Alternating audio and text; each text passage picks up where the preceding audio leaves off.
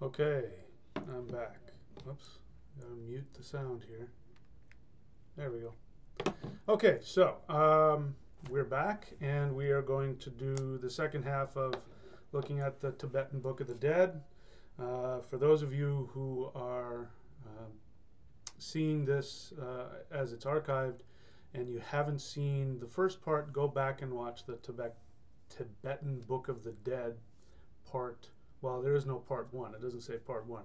This is part two. So go back to the first one, which just says Tibetan Book of the Dead. And watch that, because what I'm doing again in this is I am not reading from the Tibetan Book of the Dead. What I'm doing is I'm just going to be reading an overview for the layman about what the Book of the Dead is about, what it's for, and then I'm going to be giving you my understanding. So let me be clear. This is not me teaching Buddhist doctrine. I am not a Buddhist. I know, a little bit about Buddhism, but I'm not a Buddhist. I'm not here to pretend to be a Buddhist priest or monk or anything like that. I am an eclectic shaman. Now, I've chosen to do this, as I said in the previous video, because a friend of mine came to me and was very excited about this and wanted to talk about it, and asked if I would look at it and read it and discuss it. And, as I did, I thought this would be a great thing to discuss on the channel, because let me just give you my viewpoint on life after death. First off, let me say that I do believe that the Tibetan Book of the Dead is a valuable tool. And I do believe that this can definitely be the process that souls can potentially go through once they've left the body. But since I'm not a religious person, meaning I don't bind myself to written doctrine or beliefs, I think that beliefs at best are ways for our intellect to be able to stay anchored and be able to find our way. We need sometimes the boundaries help us to know which way to go without obstruction. And without boundaries, sometimes we get confused. So that's really all it is. That's why I say this can definitely be true. And I'm sure that especially if somebody is a Buddhist and has spent their life listening to this book and listening to stuff, this may be exactly what the soul goes through. But what's most important for me about this book isn't that it gives you the tools to navigate life after death. I believe that this book can illustrate and show what we go through on a moment-by-moment basis. As I said last time, there's really only one thing that you need to worry about. You really don't need to worry about anything, because eventually, no matter how many mistakes or how many thousands or millions of lives you go through trying to find, the soul trying to find its own enlightenment, you will find it. You will get there. It's a matter of time. I don't believe in punishment. I don't believe that the universe is a punishing place. So I don't believe that karma is something negative. I don't believe that being reborn as a human is a punishment because you've made evil choices or done bad things. I come from the belief that human incarnation is always a voluntary choice. And people choose to incarnate because their soul wants to experience things.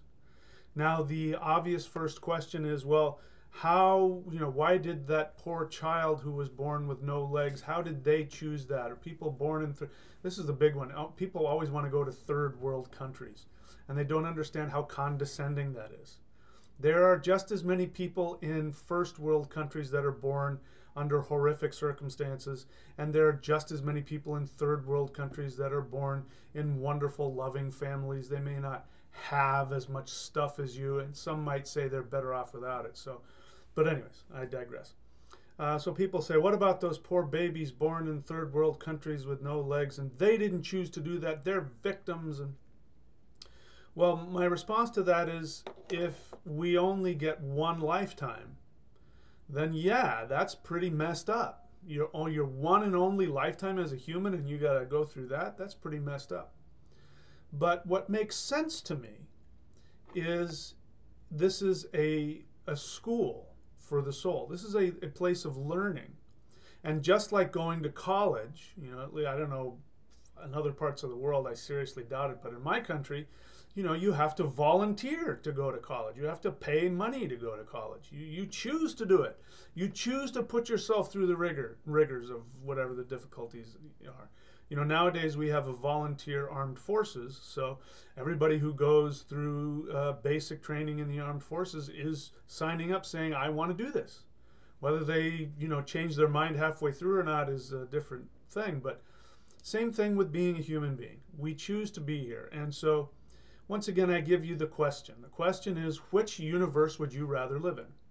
Would you rather live in a universe where you are a victim, where you're a victim of either a judgmental God or this empty universe that just sort of squirted you out as an accident, or that you have to worry about the devil, you have to worry about eternal salvation, you have to worry about being victimized by all these things, you know, whatever it is. Do you want to live in that kind of universe where you are a victim? Or do you want to live in a universe that you have chosen to be in? And whatever challenges you go through are there because you chose to put them there. I would much rather have the second one because, number one, it makes sense. I've always been like this. You know, one of the main reasons that I dropped organized Christianity in my 20s wasn't because I didn't believe in Jesus. This is important. I fully believed in the whole thing. It just didn't make sense to me. And the reason I left was because I felt that to worship that God that arbitrarily punished people for having the wrong name for God, because that's what it comes down to. You know, Christianity says that, you know, listen, you're born sinful and God can't stand that. And if you make one sin, which everybody does because they're imperfect and only God is perfect. Oh my God, the narcissism. Only God is perfect, so every human being makes a mistake. That means they're sinful, which means they're imperfect, which means God must put them in eternal punishment because he's perfect and you're not. And so, okay, God loved the world so much that he got his perfect son, who himself is somehow God too, and then he ritually slaughters him and pours out all of his anger that he has towards you onto his innocent poor son who didn't do anything wrong, and sort of, you know, says, well, okay, if you want, I mean, I'll do it. I'll die if you want me to. Right? That just didn't make sense. And I couldn't. My ethics, my own personal ethics would no longer allow me to worship that deity. I couldn't do it. And I knew at that time, my belief was that I would be volunteering to go to hell. I didn't know what hell was. Hell is actually the word of the underworld, from the Germanic polytheist tradition. The pre-Christian European tradition of the underworld was called hell, and it was a place of both for those who brought with themselves guilt. They could guilt themselves into torment, and those who wanted regeneration and healing could go and get that. So it wasn't a place of eternal punishment at all. It was a place of regeneration. And as I said, I could not worship a God who would do that, even if he or she or it were in complete control. And that was my thought process, that God was in complete control. I just wasn't going to worship him anymore. And that was incredibly difficult. And of course, my ideas changed over time. I believe that Christianity is a cult, even though it's a worldwide religion, especially the fundamentalist brand of Christianity. It is a cult. And for those of you who are coming out of it, it takes years of deprogramming. And I had to deprogram myself. It took me years. In fact, still to this day, I will still wake up and have dreams where I'm fighting demons. In Jesus' name, I command you. It still happens. I still dream it. So, it still lingers there. But it's a cult, without a doubt. Anyways, bottom line is that I've always been a very practical person, and I believe that, you know, things make sense or they don't. The universe makes sense. When you look at the universe from a scientific perspective, you know, the way that light works and, you know, water and gravity, it makes sense. It works. But why is it that we want to follow a religion that doesn't make sense? So I decided, you know what, if there is a right religion, it's going to make sense. What makes sense to me is that this life that we call being a human is a school. And it makes sense that we would want to keep coming back. Like you go through grades 1, 2, 3, and 4. You learn as you go. And so, you know, sometimes you get held back a year because you didn't study or didn't do whatever. And, you know, you have to take that year over again.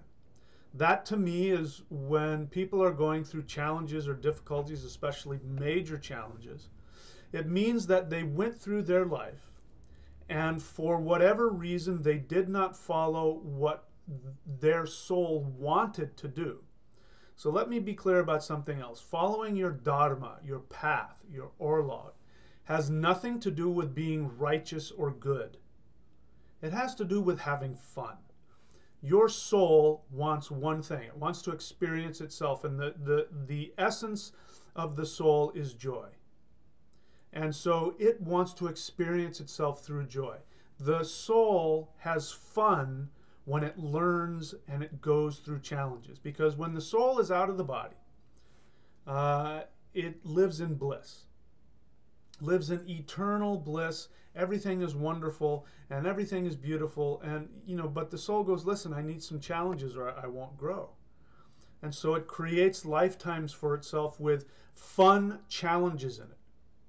Now, if the soul has decided that, you know, in order for me to have fun, I need to do X, Y, and Z. And when I'm in the body, for whatever reason, that seems to be challenging for me. I get frightened or I get confused. And so I distract myself. And so here's the bottom line. When you die, you are not going to look back on your life and ask yourself, was I righteous? Was I good? Was I pious? You're not going to ask yourself, did I make a lot of money? How many cars did I own? How much money? You're going to ask yourself one question, did I fulfill all of my desires? Meaning the soul. The soul has desires it wants to experience. I say this all the time. My sole desire is to surf. That's why now I've manifested I'm living right on my favorite beach. Right out that door. I can go walk out that door and within, you know, a few steps, I'm right onto the sidewalk that overlooks the ocean. That's my soul desire. That's what my soul wants to do. Now, I went through a period when I was married and other periods earlier on where I chose not to do that because I was either going to go to school or I was going to be something or I was going to make a lot of money or I was going to be a success. And then at one point I was going to be a good husband and I was going to do what my wife wanted me to do. And I made myself miserable. And I made myself sick. So let's say had I died, you know, back when I was in Idaho, my soul would have gone, you know what I wanted to do? I just wanted to surf and I didn't do that. I need to go back because I want to experience that. I'm not done learning how to surf and enjoy that. And so my soul would have come back and I would have probably manifested something that would have forced me to become a surfer. So that's what happens. So if somebody is born in difficult circumstances, say a little kid is born in a third world country with no legs, it means that that soul needed to be limited in such a way where it needed to experience what was important. So that, in other words, that soul realized it missed something. And so you like, let me give you an example. Who's the guy, Hawking, the scientist? I forget his name. Something Hawking. Anyway, you know what I'm talking about. The guy is completely paralyzed. He can't move, and he's in a wheelchair. But he's brilliant. Now, I don't know what the challenges are like for his particular health challenge, so I don't want to even go there. He doesn't go around complaining about it. But he has fun. I mean, he goes on and he does voices for, you know, cartoons, and he's constantly working on things and sharing about it. He clearly loves to think. Obviously, because that's all he can do. His mind is still brilliant and all he can do is think. He can't do anything else. So that means his soul had a desire that he wanted to be completely consumed with his mind and to think and to travel the universe and to understand all of these things that we non-scientific folks can't understand. So that's why. And the soul has a choice. No matter what the challenge is, You know, listen, whatever problems I've gone through, I sure as hell wouldn't want his. I can imagine that he has, that Dr. Hawking has a lot of opportunity to feel very sorry for himself and blame the universe for this, that, and the other thing. From what I can tell, he's not doing that. That shows me that that's a soul that's chosen to be there. But some people aren't able to do that. And again, that is the challenge. So maybe the soul after that, it wakes up and it goes, wow, I bit off more than I can chew that time. All right, maybe we'll lessen it a little bit. Or, you know, gosh, I got so caught up in this other stuff, I didn't do what I want to do. I'm going to have to make it a little harder on myself so that I'm forced to do what makes me happy. That's my take on the soul. So, having said that, we're going to look at the second half of this. What I'm reading from is just, you know, your basic layman's overall summary of the Book of the Dead and what it means. And I'm going to share with you that this, sure, this could be what souls go through when they die. But I think what's most important about it is that this is what the soul goes through every moment. Because in every single moment that you're living, you are making choices.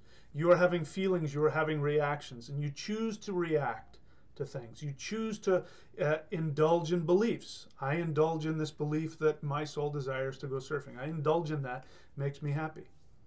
You know, some people indulge in feeling victimized. A lot of people indulge in feeling victimized. That's why we have so many of these conspiracy theories running around. I'm not saying that conspiracies don't exist. I'm saying, you know, what the hell can you do about it? So what? So what? Is any of that stuff preventing me from walking out that door and going surfing? No. So nothing is preventing you. So listen, it's tough and it's challenging, and my job is to try and be there for you and be a supportive person to be there with you in the difficulty, and at the same time show you what is, you know, at least in my estimation, what is most important, and hopefully give you the life that you want. So, and that's what I say, you know, when I don't do it as much anymore, but when people call me on the psychic line, you know, and they want me to tell them some ridiculous nonsense about, you know, what is so-and-so wearing or whatever like that, I stop and I say, hey, let me stop you for a second. I want to make the best use of your time. The reason that you called me is because you want me to help you get what you want. The question that you're asking is not helping you do that. So let me look at what we can do to help you get what you want. And sometimes people hang up because they want me to tell them, you know, what is their ex-girlfriend wearing right now. And some of them actually go, okay, yeah, you're right. Let's get me what I want. And that's what I want to do with this too. This is about getting what you want. So, having said that, what I'm going to do before I go ahead and regain where I was, I'm going to go ahead and see if there's anybody online in this live Q&A. Again, with the Q&As, if you're new to the channel, please leave me a question. And make sure you put question in all caps, or let me see a lot of question marks, because I'm going to scroll through all of the comments because I want to just focus on the questions. So let me take a look and see. We got 25 people on here. All right. Let's see. Everybody's saying hello. Thank you. Hello. Here's a question that I can promise you I have absolutely no understanding why you're asking it, nor do I have the answer for it. What do you think about Rho negative blood type? Nothing, because I don't know the first thing about it, nor do I know why you're asking me. But sorry, I couldn't answer that. Okay, so let's take a look here. All right, so I'm not seeing any questions, so we're going to go ahead and just get started with the narration here. So I'm going to just narrate this, and then when I get stimulated to thrust my opinion upon you, I will. So you remember last time what we went through is that the soul... again, the Tibetan Book of the Dead is a manual for those who are alive, that when somebody dies, especially in the first 3 days, but apparently for 40 days, they narrate, they chant, they recite this Book of the Dead. Now, the Book of the Dead, what it's doing is it's giving instructions to the soul that has just died and telling them what they can do to achieve a better rebirth. And so it's going to also tell us, you know, what the soul will go through and what can it expect. And we talked in the first half, we talked about that what the soul sees when it immediately dies, which is what everybody talks about when they talk about near-death experiences, including myself, is that when they're pulled out of the body, the first thing that they see is this blinding white, beautiful, blissful, wonderful, peaceful light.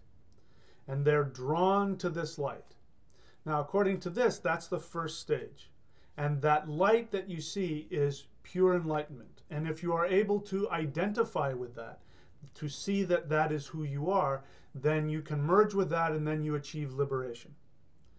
And according to this, most souls can't do that. I also disagree with that. I don't care what level of experience or righteousness your soul has, how many times you've been incarnated. You have the ability to make the decision to go, that's me and I want to be that. And then you will achieve that. But according to this, most souls don't. And so then they go through different stages, which means that they'll experience different things. They'll see varying levels of that beautiful light, or so they'll see different deities.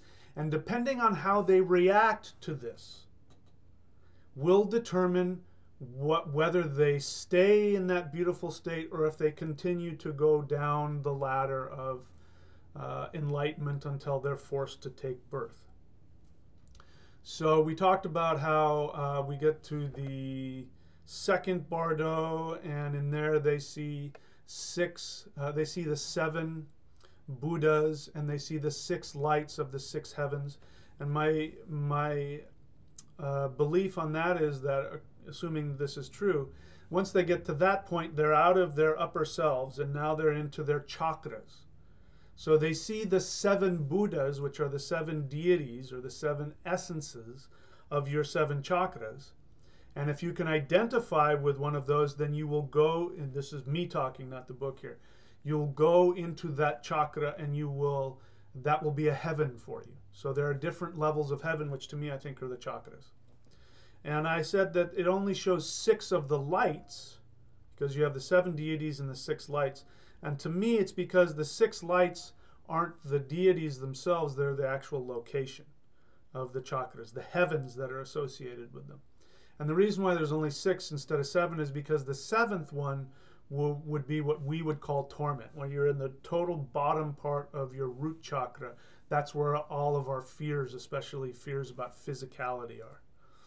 And so that's why I'm saying that they don't show that. But now we're going to talk about this, which now again, I haven't read it. I think I glanced through it, but I'm predicting that what I'm going to see here is what happens when the soul is at the level of the root chakra and what it experiences.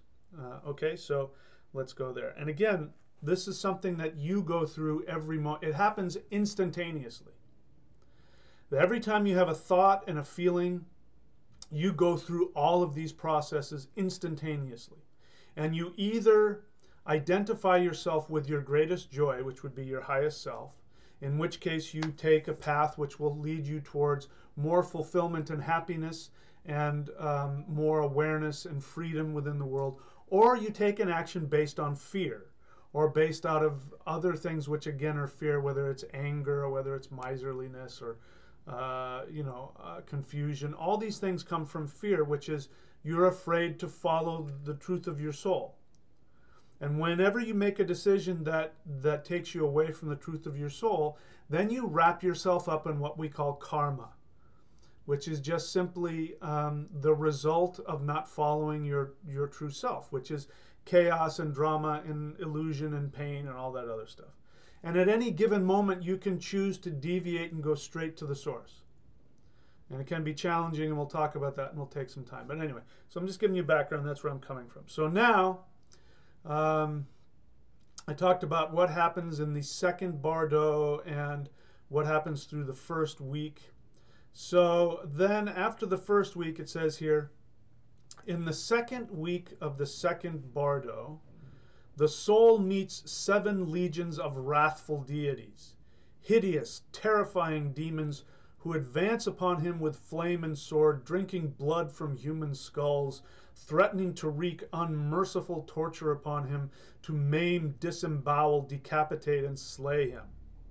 So it sounds a lot like the Christian hell punishment. So let's continue. The natural tendency, of course, is for the soul to attempt to flee from these beings in stark, screaming, blood-curdled terror. But if he does, all is lost. The instructions at this stage of the Bardo are for the soul to have no fear, but rather to recognize that the wrathful deities are really the peaceful deities in disguise, their dark side manifesting as a result of his own evil karma. So again, I'm going to just make fun of that. This is, again, why I'm not into a religion. I consider myself a shaman because a shaman is a scientist, a spiritual scientist. Religion says things like evil. So here there's a judgment. The guy, because of his evil, sinful karma, he is now full of fear and blah, blah, blah. And he, I don't buy that. It's not helpful. Really, ultimately, this kind of judgment doesn't help anybody. For me, I completely agree with everything up until that point. Now, again, this isn't from the book. This is this guy's personal, take that he's putting on it from his religious perspective. But the whole idea of karma being evil and karma weighing you down, it sounds just like sin. You can try and talk your way around it, but it sounds exactly like sin. But I do believe that, as I've said in other instances, that, for instance, with the goddess Hela. Hela is the goddess of the underworld. And she is said to be half beautiful young woman. Every time I think about her, the word bride comes to mind. I don't know what that's about. Why am I having that? I'm not sure. But she's either half beautiful young woman and the other half is a rotting corpse. And what that signifies is that if you are attached to your fearful, mistaken things, like this person would say your evil karma, if you're attached to the idea that money's going to make you happy and that without money you're not safe, or that, pick whatever it is that the illusion that you think is going to satisfy your soul. If you're attached to that, even though you're mistaken, you're holding on to it out of fear because you believe you need that. When you die and Hela comes to you, then you will see her as this rotting corpse, because all she's doing is reflecting back to you what you're holding on to. And what you don't know in this instance is that those things that you hold on to are actually decaying and rotting.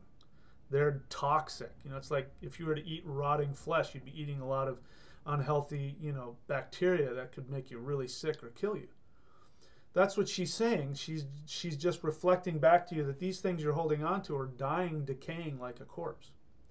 But if you've released those attachments, not because you're spiritual and you're good and blah, blah, blah, but because you realize it's no fun, and what is fun is doing these other things that may have been a little frightening and scary for you to do.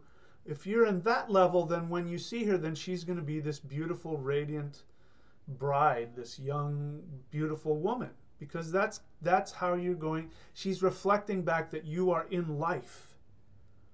That life is always young and vibrant. She's just reflecting back to you. Somebody asked me about Hela before, and I came to the conclusion that Hela doesn't have, that personification is us. We need a symbol, so we create that personification, but she's none of those things. She's actually the barrier between us and absolute emptiness. And so again, that's just a reflection. Again, she has no agenda. She has no agenda. She has nothing but pure acceptance and love, so much so that it comes across frightening, because when we think of love, we think of somebody who goes, "Oh, I love you, let me give you this." She's not. She is so transcendent beyond all that, she has no agenda. And so that can be frightening as well. Anyway, so that's what I just need to clear that up about the whole evil karma thing. So, but I completely agree that when you are faced with, okay, I remember what I wanted to say now. So this is now the dark side. As this person says, this is the dark side of the peaceful deities that we talked about last time. What I was starting to say last time was that the chakras have both a positive and a negative. And I gave you the example of the throat. So today I'll give you the example of the heart. So the heart chakra has a positive and a negative. The positive aspect of the heart chakra is when you're going through the lessons of the heart chakra and you are in your highest awareness, then you will see that God, whatever that is to you, is in everything and specifically in everybody. Because the heart is all about connecting to other people. That's why we create religions with a lot of people that go around reflecting back to each other their beliefs. It's about being part of a community. Love. That's why love is so big in religion. We love you. Come on in. We love you. And we'll just love you to death, whatever it is. So this is the heart center. And so the heart center then goes and says, oh, God is in everybody. God is in everything. But the negative side of the heart says, and we're the ones that have the true God. That's why Christians run around trying to convert people. Same with Buddhism. Buddhism is a heart-centered religion, and that's why it went around the world converting people to Buddhism. You know, we might make the argument they didn't, you know, do it in the same negative way that Christianity did, but it also made some did some pretty damaging things. You know, we could talk to some Tibetan shamans who would say that Tibetan Buddhism did a lot of damaging things to people, and you know, took people out of their homes and all kinds of other things like that. So that's why I don't buy into any religion for those reasons. Once you start saying, I have the truth and you don't, you need to buy into my deal. So that's the negative side. The negative side of the heart center is impatience, intolerance, and judgment. Positive side is all-encompassing, all-loving, seeing yourself in everyone.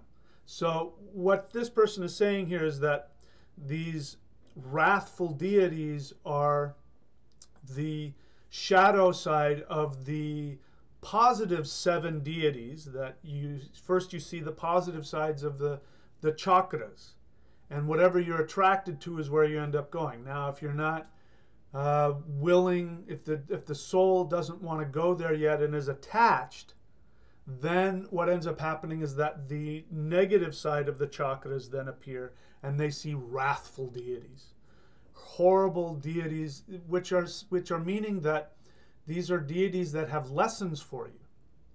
And this is what happens when people reincarnate and they have difficult lives.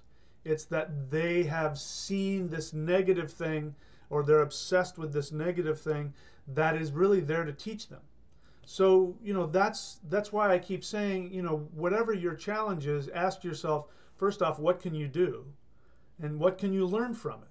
Because if you're the one that put yourself there, right, you chose to be there, then it doesn't make any sense to placate a God to take care of you or to complain. You did it.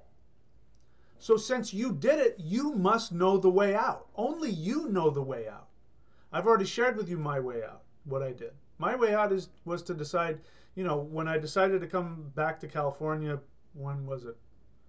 Five years ago? I was overweight, out of shape, in pain, sick. I couldn't function. I couldn't, you know, I could barely walk. I couldn't, you know, I was in a lot of pain.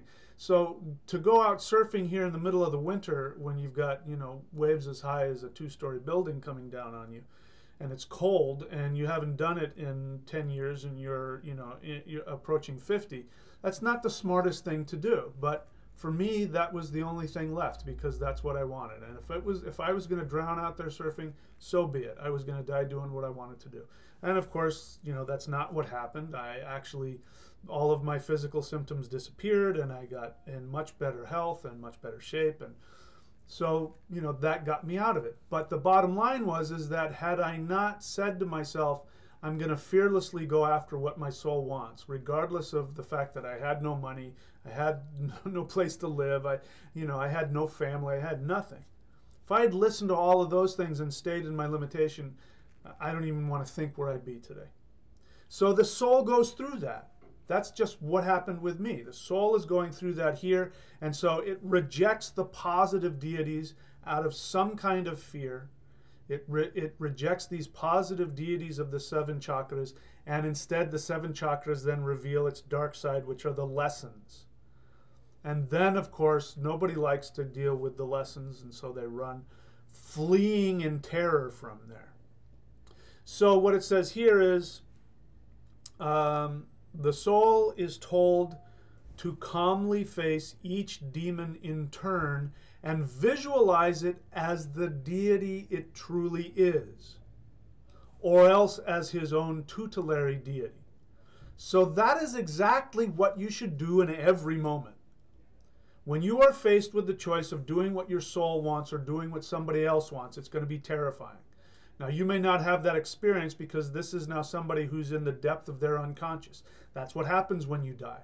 There's nothing to prevent you from going directly to your unconscious, and you experience it in all of its glory. So that's all that's happening here. But you go through it every moment, but you go, well, let me give you an example. I was talking with somebody last night. Somebody called me on the psychic line last night, and so he wanted to be with this woman he hadn't seen for 7 months, and he wanted to know, is there any chance of us getting together? And so, of course, I asked the question, when was the last time you talked to her? And he said 7 months ago. And I said, why haven't you called her? And he said, I don't know. I didn't think it was important. I said, don't lie to me. What do you mean it's not important? You're still in love with her. Why are you not telling her that, hi, I'm here, I was thinking about you? I don't know. I didn't think it was important. That's what I mean. Now, he's facing the fear. Whatever his fear is, I don't know. I didn't talk with him long enough, but obviously some fear of rejection or something. And that is preventing him from going after what he wants. He wants to be with her. And this is the thing. If he had gone after her without any fear and he got rejected, sure, he'd go through some pain, but he'd have to let go of her and move on. And the soul would find what it wants. But he's stuck in that Bardo. He's stuck in that little room where he's never going to get past, are we ever going to get back together again? And, because what he did is he texted her, and then she texted back and said, who is this? And I said, well, what did you tell her? He said, I didn't tell her anything. I said, I don't understand that. You reach out to her. She hasn't heard from you in a while. She doesn't recognize your phone number. Why don't you say, here, this is me? Well, I understand why, of course. I have those same fears as well. So I understand that. But you get my point. When I told him, I said, listen, you only have one life. This is it. This is all you get in this body. You only get one life in this body. So go for it. You're not helping yourself by avoiding what you want. Go after it. What have you got to lose? You won't be any worse off than you are now. But we don't think like that. And this is in waking life, we don't see the horror and the terror of our choices. We see this intellectualization. We push our feelings down and we deny it. And we say, oh, it's not important. No, I'm not important. No, I don't really need to be with her that much. I just spend 6 months thinking about her all the time. Right? But when you're dead, your soul is out of the body. You can't lie to yourself like that. You have to face it, and it's going to be horrific. So to the extent that you resist all of that and you push all those feelings down and you stuff it down and you deny and minimize, which is what he did. Oh, it's not important. Minimize what you want. When you minimize that, guess what? You create this horrific demon in your unconscious, which you will then have to face. We're lucky if we have to face it in this life. People who go through shamanic initiations, they feel like they're coming apart at the seams. That's what's happening, is that for whatever reason, either they have or the universe has decided, let's just bring that stuff up so they can look at it. It's this horrific demon with blood and but at least you have to make a choice. You have the opportunity to change it. So again, going back to why would somebody choose to be born in such horrific circumstances? Because you had to look that demon in the face, because that demon in the face is that positive aspect of yourself. Whatever it is, whether it's personal security or love or success or whatever, whichever chakra we're in, this is something that your soul says, I really need to deal with this. I really have to. So I'm going to force myself to really face that demon. And then exactly what is said here. The soul is told to calmly face each demon in turn and visualize it as the deity truly is. Meaning that, whatever, I could get into all of them, you get it. Or else it says, as his own tutelary deity. So, in other words, if the demon comes towards you, again, what they're saying is, this is an angel trying to help you. So see it as that, or if you can't, see it as your the God that you worship. Now, this is something that Christianity does, but it's really weird. They do this really weird flip around where they have Jehovah do that. So Jehovah can't stand human beings, has to destroy them.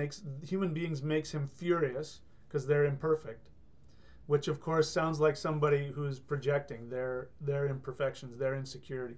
That's what human beings do. If this was a human being, we'd say lock him up. He's crazy. He's dangerous. But God can be as crazy and destructive, but human beings can't.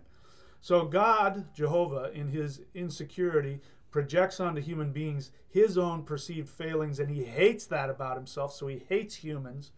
So what does he do? He takes his tutelary deity, which is his perfect son, and puts his son there between them, so that when he looks at humans, he sees his son. That's the whole idea of putting, Jesus's blood on you, getting yourself covered in the blood of Jesus. It's so that you can hide, and so that Jehovah won't be so flipped out by you, and he can look at, pretend that you're his perfect son. So that's what he's saying. So you turn that around, that's what we do. That's what we do. When we see that horrific demon coming toward us, or that horrible lesson coming toward us, we think of the deity that we worship. And we put that deity in front of that so that we can see through it, so that we will then be able to see what the lesson is. And the whole point of the lesson, every single lesson in your existence, in my opinion, is leading you to one thing, which is to act on the integrity and the joy of your soul.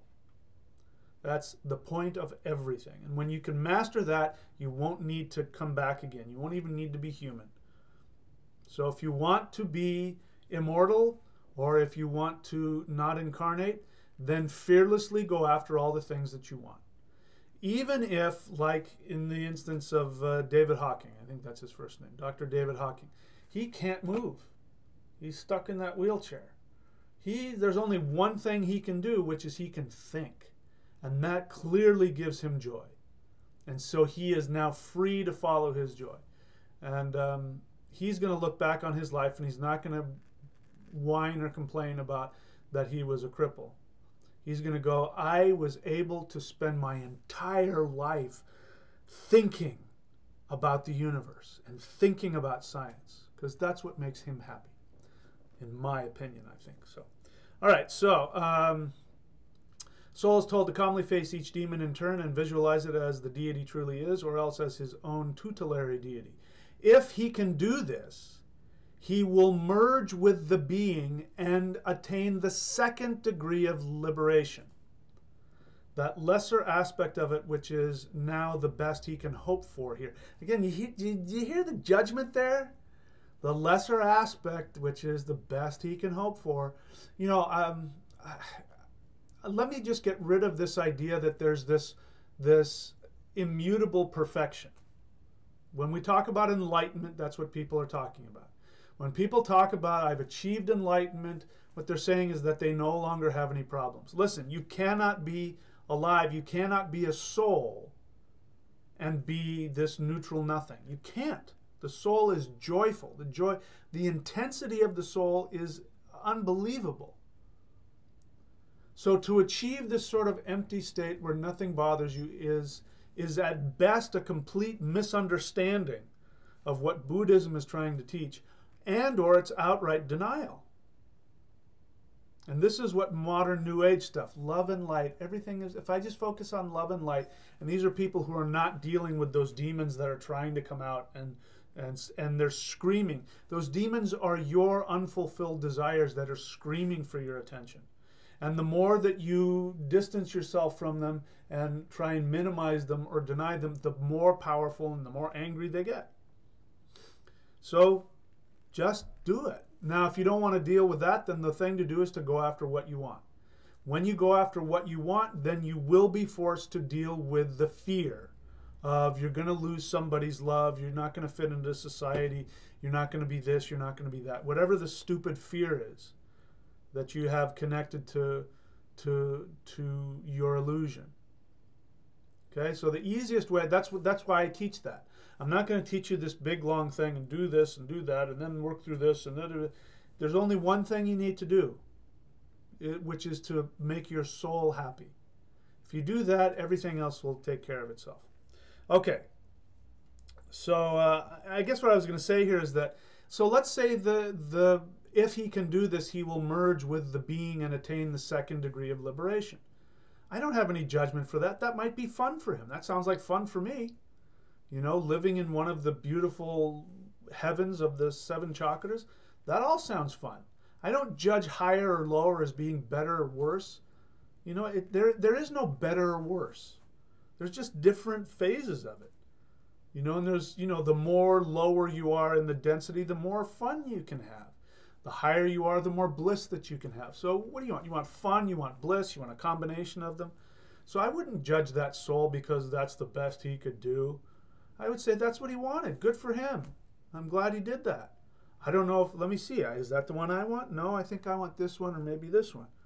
Who cares? Go after what you want and don't judge yourself. Let's get rid of all the, please, let's just get rid of all that better or worse, more spiritual, less spiritual. Let's get rid of it. Okay, all right, so moving on. All right, so the second degree of liberation, that lesser aspect of it, which is now the best he can hope for here in the second Bardo, which I don't believe. Even if he's in the second Bardo, if he decides, you know what, I want that one up there that I saw earlier, he can go there. I don't believe, that's an assumption. And again, everything is based on assumption, which is if you make that assumption and you're unconscious, then it becomes a law. But if you decide that you can change your assumption at any time, then that means I think that that person, even if they go to this lesser degree, can decide, you know what, I want the upper one. I changed my mind. Instantly, I believe that. All right, furthermore, he is told to awaken to the fact that all these fearsome creatures are not real, but are merely illusions emanating from his own mind. Complete agreement there. If he can recognize this, they will vanish and he will be liberated, which is basically what I just said. If he can't, he eventually wanders down to the third Bardo.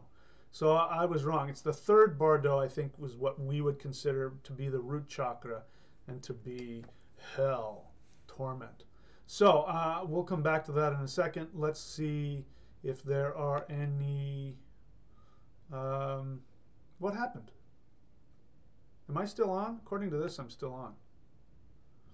Oh, there I am. Okay, so let's see how many people are here. What happened? My live chat went kaput. Okay, there we are. Now, here we go. All right.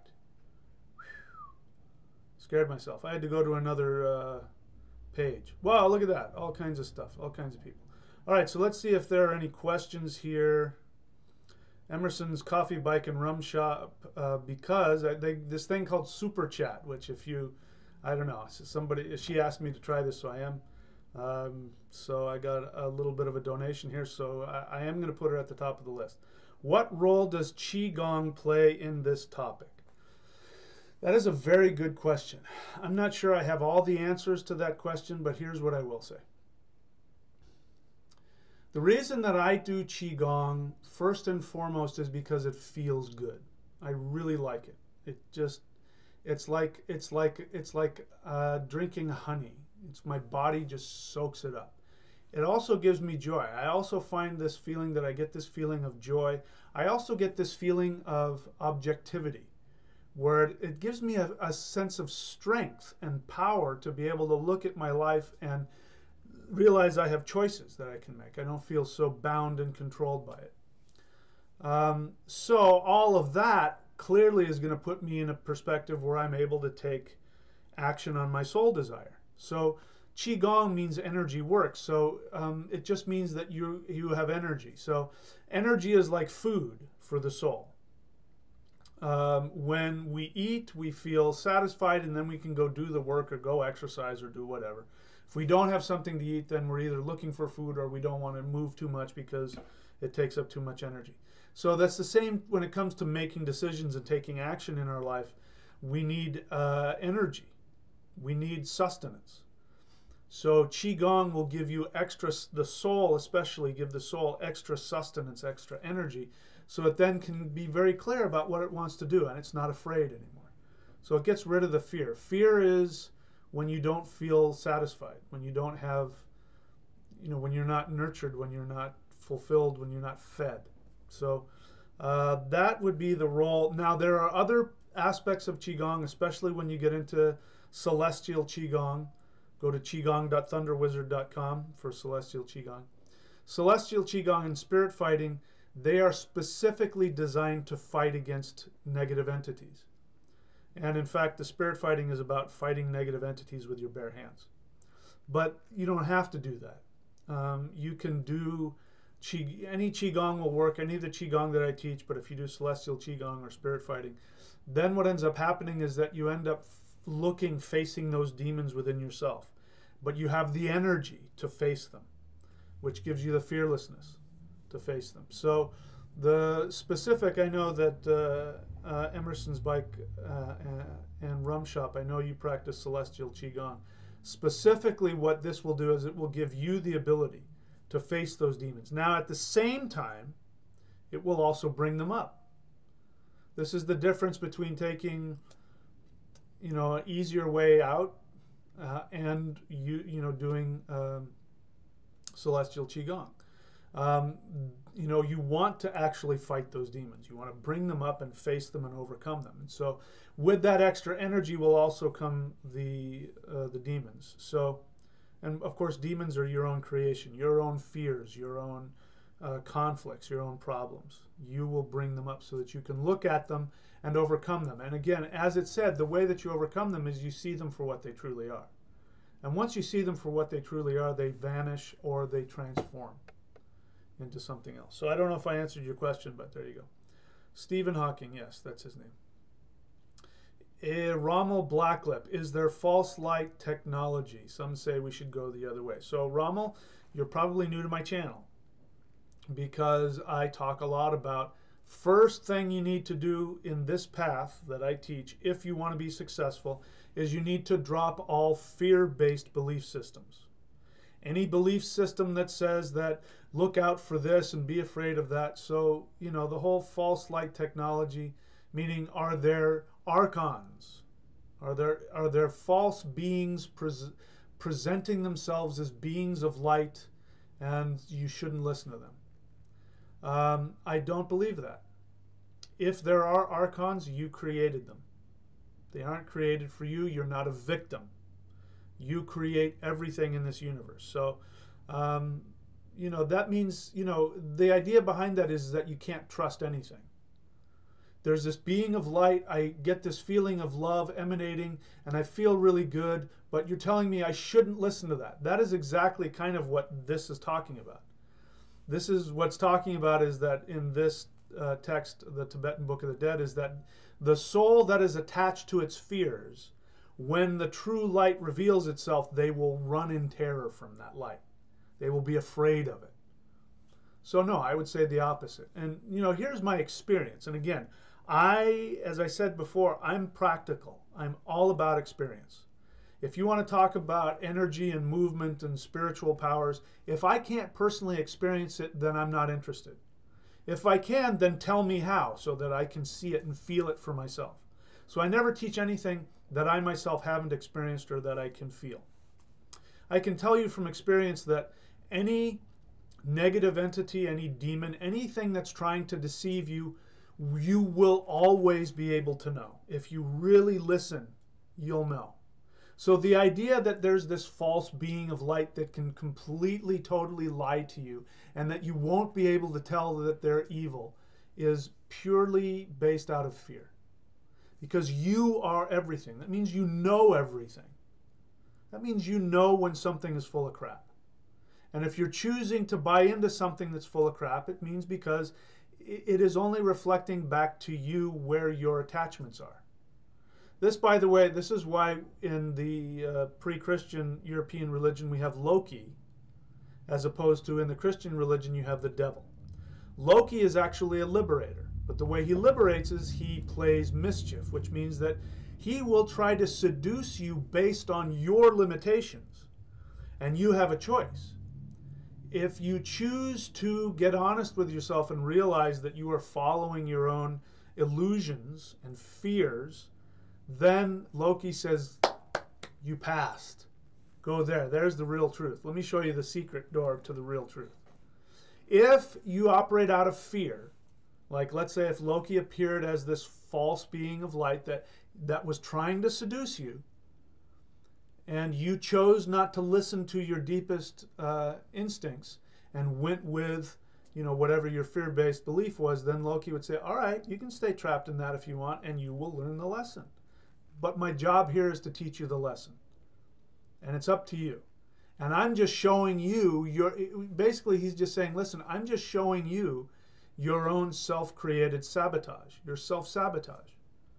And you're either going to learn that by listening to yourself and looking and seeing it for what it truly is, or you're going to take action based on fear or your illusion, and then you're going to learn the hard way. But either way, you're going to learn. The devil is different. The devil wants to seduce you and then consume you and eat you or destroy you or whatever it is he wants to do. And that is just a reflection of somebody's fear. So no, there is no false light technology. Why would you want to live, again, why would you want to live in a universe like that? Like, I'll ask the question again. Do you want to live in a universe where you are God and you create everything? Or do you want to live in a universe where you are a victim and you are subservient to other entities and deities? I myself would rather be in the universe where I am God and I get to create the game. So you can choose, and people who choose to live in the other one, then they're a victim to their own projections. They're powerless over the evil archons. But that's their choice. That's my belief. Okay. Let's see here. Again, I need to see question marks. So if I don't see a question mark, I may miss it. Not fooled. What of dogmen? I link them with nightly, so I don't know about dogmen, and I don't know that I care a lot about that. Maybe they exist, maybe they don't. I don't know. All right. All right. Abyss says, what do you think about desire? And then, I love these kinds of questions. You ask me a question, and then you answer it. So, all right. So you got a point for at least asking a question. What do you think about desire? I think desire, this is Abyss talking, I think desire is a huge problem because it causes a lot of pain for the soul. No, it doesn't. Desire does not cause pain. Pain is a result of you not getting your expectations met. There is a difference between desire and expectations. When I talk about desire, I am not talking about things that are brought out of emptiness or fear. So let me give you an example. Again, I shared about this in the previous video. Again, if you haven't watched it, go back and watch it. I was sharing about I'm just as human as everybody else, and I get trapped in my own stuff. In every single moment, this is the point, in every single moment you are going through what this book, Tibetan Book of the Dead, is talking about. So you don't have to wait to die to deal with it. You can do it right now. And I shared with myself, I'm watching Lost again. I'm binge watching Lost on Netflix. And every time I see Evangeline Lilly, in her underwear walking around, I go crazy with lust and desire. And then I start fantasizing, oh, if she were my girlfriend and all that. That is not the same as my soul desire. When I follow that and I allow myself to have it, I don't stop myself and go evil, wrong, but I let myself have it. I let myself experience all that, and then I go, you know what, that's not going to fix me. Or, you know what, then you can go, you know what, maybe I'll get to the point, soon I'll go, you know what, I really do want love again. And then I would take action to go find my own Evangeline Lilly and, be happy. That's following my true desire. So I don't agree with you. Desire does not cause pain. What causes pain is not having your expectations met. Expectations are different. Expectations are controlling people. So when I work with couples, and somebody's saying, my boyfriend this, or my girlfriend that, or my husband this, I stop and I say, let me ask you one question. Can you accept them exactly as they are right now? Oh, yes, if he changes. No, not if he changes. Right now, this second, can you accept him exactly the way that he is? And if the answer is anything other than yes, then you need to leave. Because otherwise you're going to be miserable. Because you have expectations on him to do this or to do that. And I'm not saying he should or shouldn't. Maybe you're right. Maybe he should do that. But the question is he capable and is he willing? And if he's not capable and if he's not willing, then you have two choices. You can either accept him exactly as he is and learn to love him that way, or you can realize that he is not going to make you happy and you can leave him and go find somebody else that will. Those are your only two choices. And again, I'm not judging which one is right or wrong. It might be that she needs to just relax and, you know, maybe if I talk to him, I'm going to find out he's not meeting her expectations and maybe the two of them should sit down and talk about it. Or if I talk to them, I'm going to find out this guy really is not a partner. He's really not there for you and he's never going to give you what you want. So expectations is not the same as desire. Desire comes from your soul. For me, again, surfing. Surfing is a desire. Now, I have expectations. I have some today. The conditions have to be right. Right now, the waves are pretty big, but the tide is too low, so the waves are just closing out, so there's really nothing I could do. My expectations are I want the conditions to be better, but I have to go, do I want to go out and surf the waves exactly, or do I want to wait till the morning when it's high tide? I'd rather wait till the morning. But my desire is still the same. I still want to surf. Okay? So I don't agree with you that desires cause pain. This again is going to lead you into, if you follow that line of thinking, you will put yourself into a world of hurt. Because then you will start denying all of your desires. You can't tell the difference between expectations and desires. You can't tell the difference between something that you want to do to divert yourself from your feelings and what it is you truly want. So you push them all down. Maybe you hyper-spiritualize it by saying, you know, desires are evil, like a Christian, or if you're a Buddhist, you say, desires are of the lower mind and I'm above all that, and you push them all down, and guess what ends up happening? You end up acting out on them anyway. You end up doing something that is hurtful to you, and then you're going to be in a lot of pain, and pain that you didn't choose. So I completely, now that I talk about it, I completely disagree with you.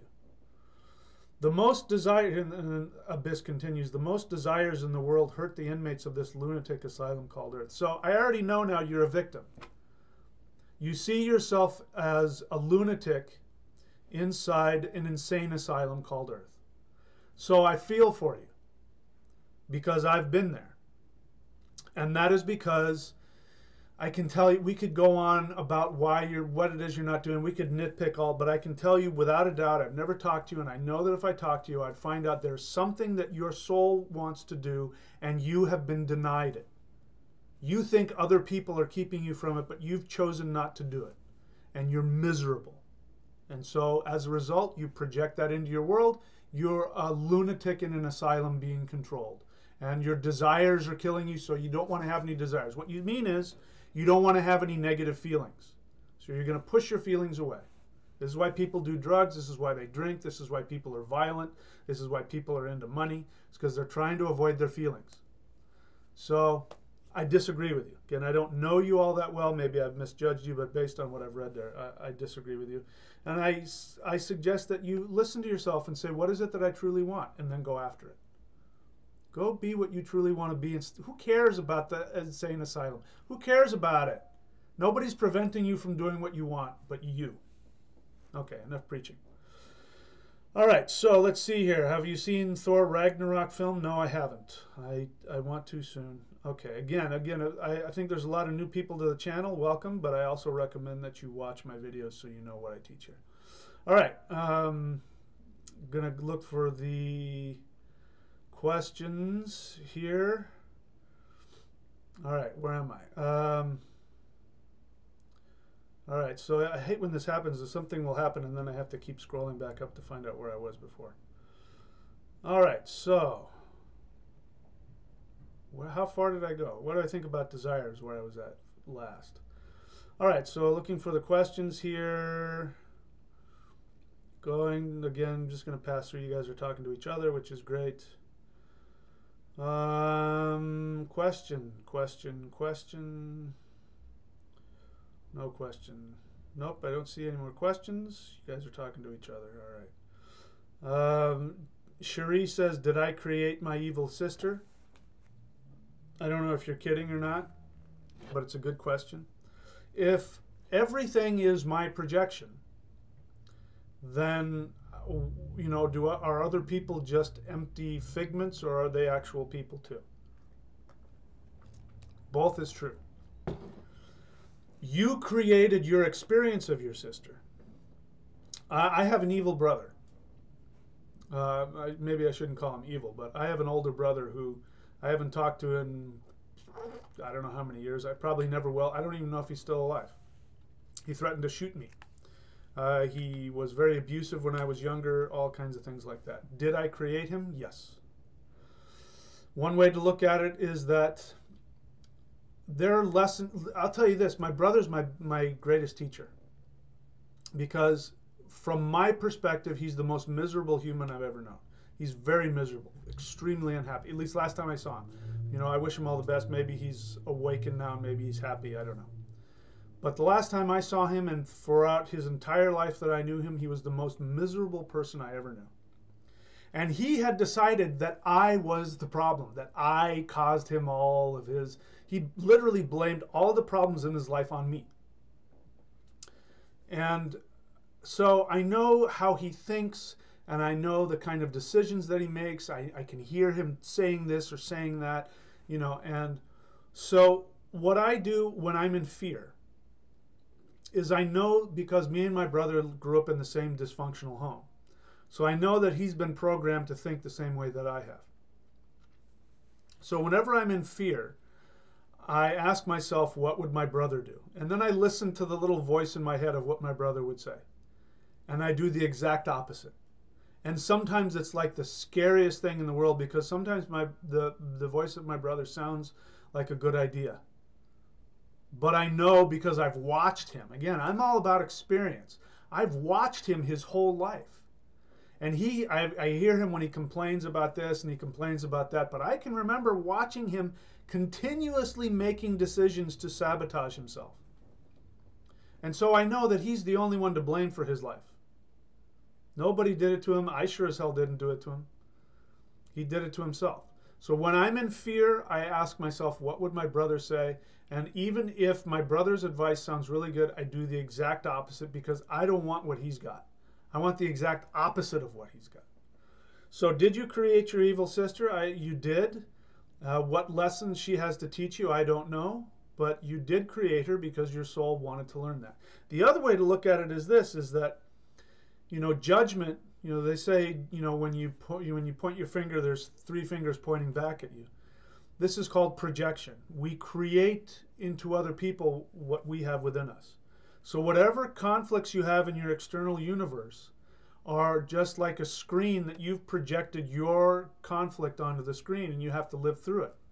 So the idea is, through meditation, through the exercises that I teach, not only on this YouTube channel, but on thunderwizard.com, through those exercises, you learn how to take responsibility to clean up the 3 selves, the lower self, the middle self, and the higher self. You get them to communicate with each other, which will give you the ability to know what it is you truly want, and you'll be able to figure out what actions to take. But when you're stuck and you're still in the victim mentality, then you end up feeling like a victim and everybody's doing it to you. But when you get to the place where you can call it being in a God, I don't care how you look at it. I'm still a human being, trust me. But when you get to the place where there's at least some communication between the 3 selves, and you've taken full responsibility for everything in your life, then you can see people as not being something that's coming at you. You can see them as other players in the game, and they're struggling. And maybe they want your help and maybe they don't. My brother doesn't want my help, so I don't offer it. If he were to call and honestly ask for my help and I believed him, I would give it to him. But he doesn't ask for it, so it's up to him. So your evil sister's on her own. You don't have to let her do whatever you're going to do. Carol McKenzie, will my Vedic astrology show me my soul direction? Very likely. By the way, you know, I may just start up another service. There's a good chance that I do this a lot. I can help people within 1 session find out what their soul purpose is. Because I can help you figure out what to tell me.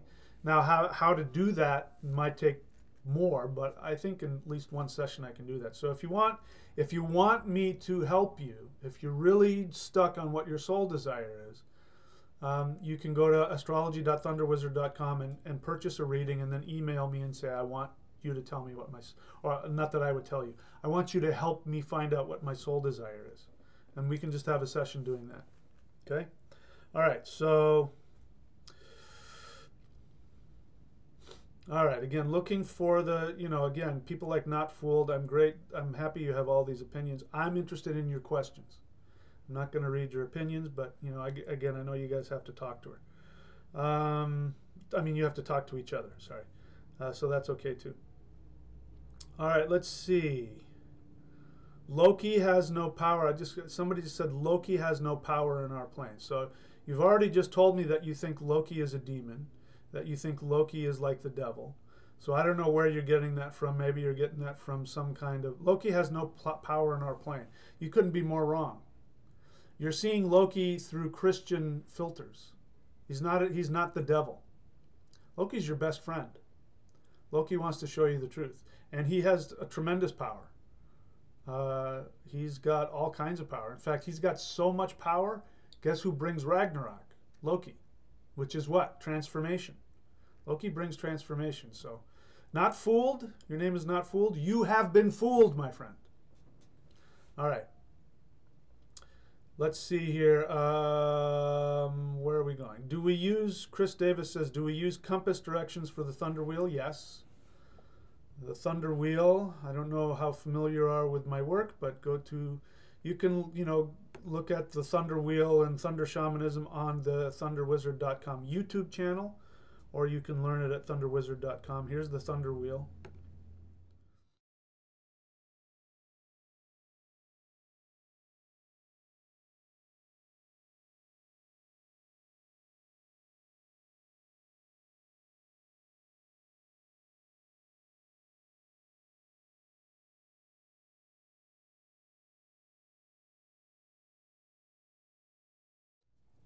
So the thunder wheel is the main tool for all of our shamanic activities.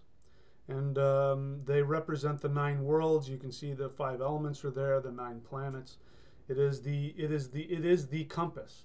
And it's where we do all of our rituals and how, we use it to connect with all the 9 realms. So this isn't a class on that, but yes.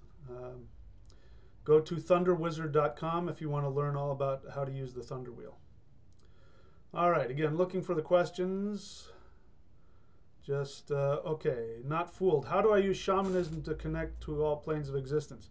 That's a huge question. The answer to my question is in thunderwizard.com. Go there and you can sign up at the introductory initiate apprentice level or something like that, and you can start, just go through the whole video section. You also go onto my channel. Listen, guys, if you're new to my channel, don't be a sheep. The sheep are the ones that go onto YouTube and whatever video pops into their screen, they keep clicking over around. Go to my channel, thunderwizard.com, thunderwizard, D-O-T-C-O-M. And on my channel, you will see the page. At the top is a bar where you can type in a search all over YouTube. And then you go down where it says videos and blah, blah, blah. And the menu there's a little icon for magnifying glass. Click on that, type in whatever you want. You'll see all the videos on my channel that have that. Go look at my playlists, binge watch it. All of your questions will be answered, but you've got to put effort into it. Got to put some time and effort into it. Okay. All right. Let's see. Looking for the questions. Sean Teebs, is all creation one, the good, the bad, and the ugly? Yes. Seems there is only one being which experiences itself through, well, that's another, if that's what works for you, that's fine with me. Carol McKenzie, thank you, Carol. Carol just gave a couple of bucks through the whatever. Thanks for whoever Renee for telling me about the super chat. Okay, so again, I need Woody Flynn's. I need to see the word question, or I need to see question marks. I almost passed you by. I didn't know it was a question. Woody Flynn's, I'm struggling to find my lesson from my marriage to alcoholic. I've removed him from my life, but struggling to cope. Yeah, I can help you, but I can't help you in a 3-minute response. It's a huge thing. It's huge.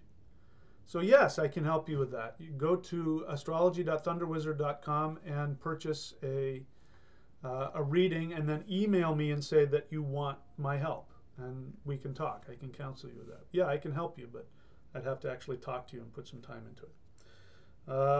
Is there any question? Okay, here's another one. Nostra Dumbass, that's his name, not mine, but it's very funny.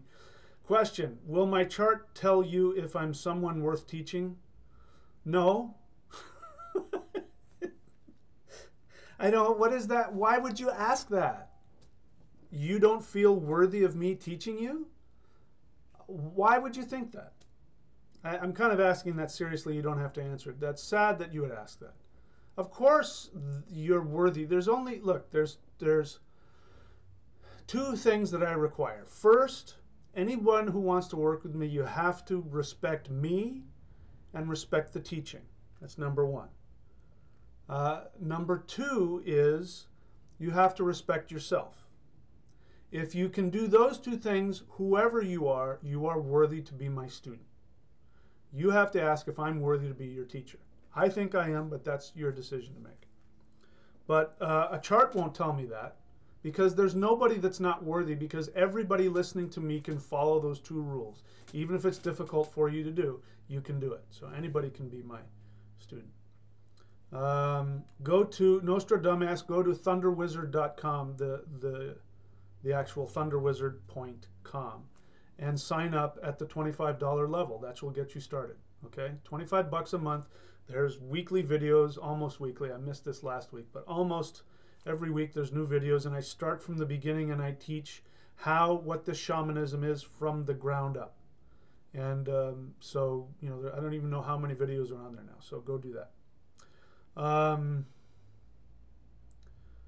Okay, a question again. Please let me know you've got a question. Do something. I almost missed it. Abyss. I didn't understand why I shouldn't look into the problem with desire and the problems it causes. Okay, you got a question and you didn't really ask a question. Anyway, I don't understand that. All right, again, no question there. People having opinions.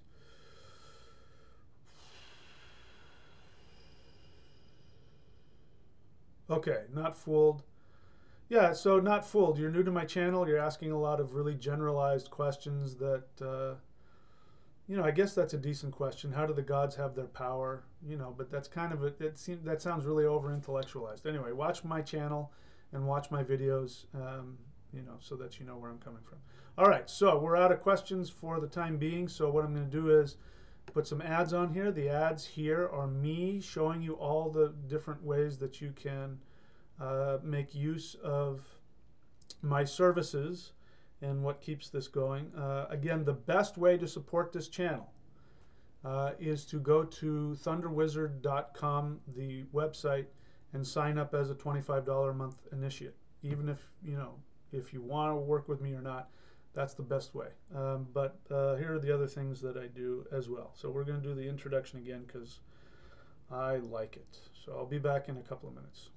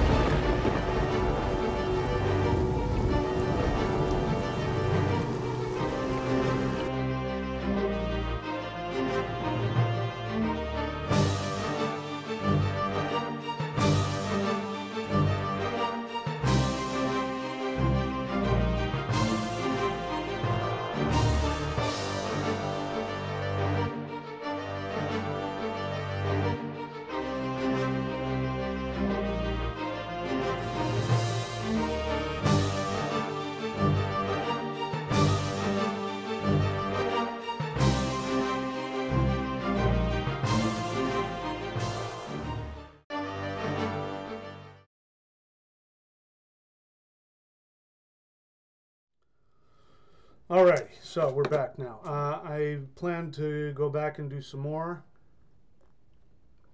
reading, but before I do that, I will check to see if there has been any questions in the past couple minutes. Again, everybody, if you want me to answer your question, I need to see that it's a question. So put question in all caps or make sure I see a bunch of question marks.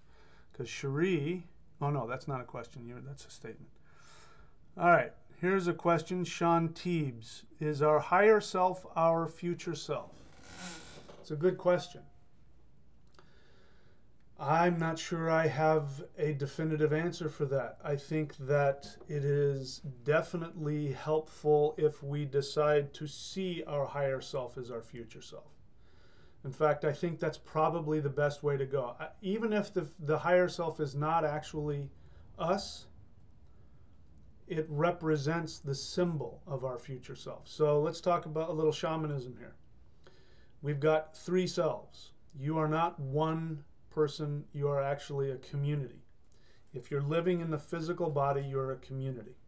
You have a higher self, which is an elf in training, an ascended master in training who hovers around up here and is connected to your brain and can be part of your thinking, and this is what you tap into when you meditate. And this being is here to advise you and to guide you. Only when you ask, unless you are in real danger, then sometimes it'll step in and will appear as an angel or whatever, or tell you what you need to do. But most of the time it lets you trip and fall and do whatever you need to do to learn. And when you're ready, it's there for you with the answer to your question or how to help you evolve and take actions that will help you evolve. Okay, so that's your higher self. You have your lower self. Your lower self is your subconscious and your unconscious mind. It's all of your emotions, by the way. All of your emotions, all of your physical desires. So that's why, you know, I make the distinction between following your desire and following some kind of entertainment. You know, sticking a needle in your neck and shooting heroin up into your brain is entertainment. It's not your soul desire. It might be fun for about 10 seconds, but that's about it. But your soul desire is your desire, and then there's distractions. So your lower self is not really attuned to that unless it is communicating with your higher self. Now we come to the middle self, which is you, your soul, your eternal soul, which is you, the part of you, of your conscious self that is listening to me.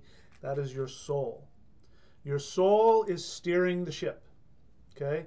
Your soul doesn't run the engine that drives the ship. That's your lower self. And your soul does not give you the map. That's the higher self. Says, here's the map. Your soul says, I know I want to go to Europe. I want to take my boat to Europe. The higher self says, great, I know the map. Here's the map. The lower self says, I'm going to go down and I'm going to row and I'm going to get us there. Now, when everybody's in communication with each other, you are headed towards your desire, which means you're headed towards enlightenment. When you as the soul operate out of fear, then what ends up happening is the lower self takes over. It's like all the guys, you know, that are rowing decide that they're going to mutiny and take over the ship. And they come up and they decide, we don't need to go to Europe. We're going to go over here and we're going to get some slaves off of that ship and let's get some rum and that to her. And then they start to party and they don't swab the deck and they don't flush the toilets. And, you know, then you got a lot of chaos. But what the lower self wants, your lower self and all of your desires, the physical desires, your lower desires, and your emotions, what they desperately want, like a pack of dogs, is they want a leader that will guide them. And the only leader is the soul, but the soul has to take fearless action. When the soul takes fearless action, it automatically aligns itself with the higher self. The higher self can communicate to the lower self, which is the guys who are rowing the ship. The higher self sends down, okay, we got to turn left over there, and at the island, we're going to turn around and go right. And then they do that, and then the higher self is steering the ship and says, oh, good, I want to go here, and everybody's in working order. So, anyway, that's that. All right, so let's see if there are any other questions. Again, I got kind of off the track here. Not fooled. I battle with that voice he tells truths before I see it. Do you have the same experience? I don't know what voice you're talking about. The higher self, if you're talking about the higher self, it will never battle with you. If you're battling with a voice and it's your own self, then it's your lower self. It's your own fears. It's your own. You're battling with yourself. Your higher self will never battle with you. You saw yesterday there was a guy on, and he kept on wanting to ask the same question over and over again because he didn't like the answer I was giving. And I said, I don't want to fight with you. Your higher self is the same way. It's going to listen. I don't want to fight with you. You know, you go. If you want to go do that, you go do that. When you want my help, you let me know. So if you're battling with a voice, it's not your higher self. Abyss asks me if I'm familiar with the teachings of a certain person. Please, once again, I don't want to talk about somebody else. I want to talk about what I want to teach you. So if you like that guy, you can listen to him, watch him, read him. You're coming on here to find out what I think. So don't waste your time with that. I don't know, but having said that, I don't know the person, so I can't even tell you. What of acting on anger? What of it? What is your question? I've learned that okay, let me see. Another question. Before Smokey says, what would be the difference from working with certain deities and working with the higher self? Your higher self will work together with the deity. So there isn't a difference.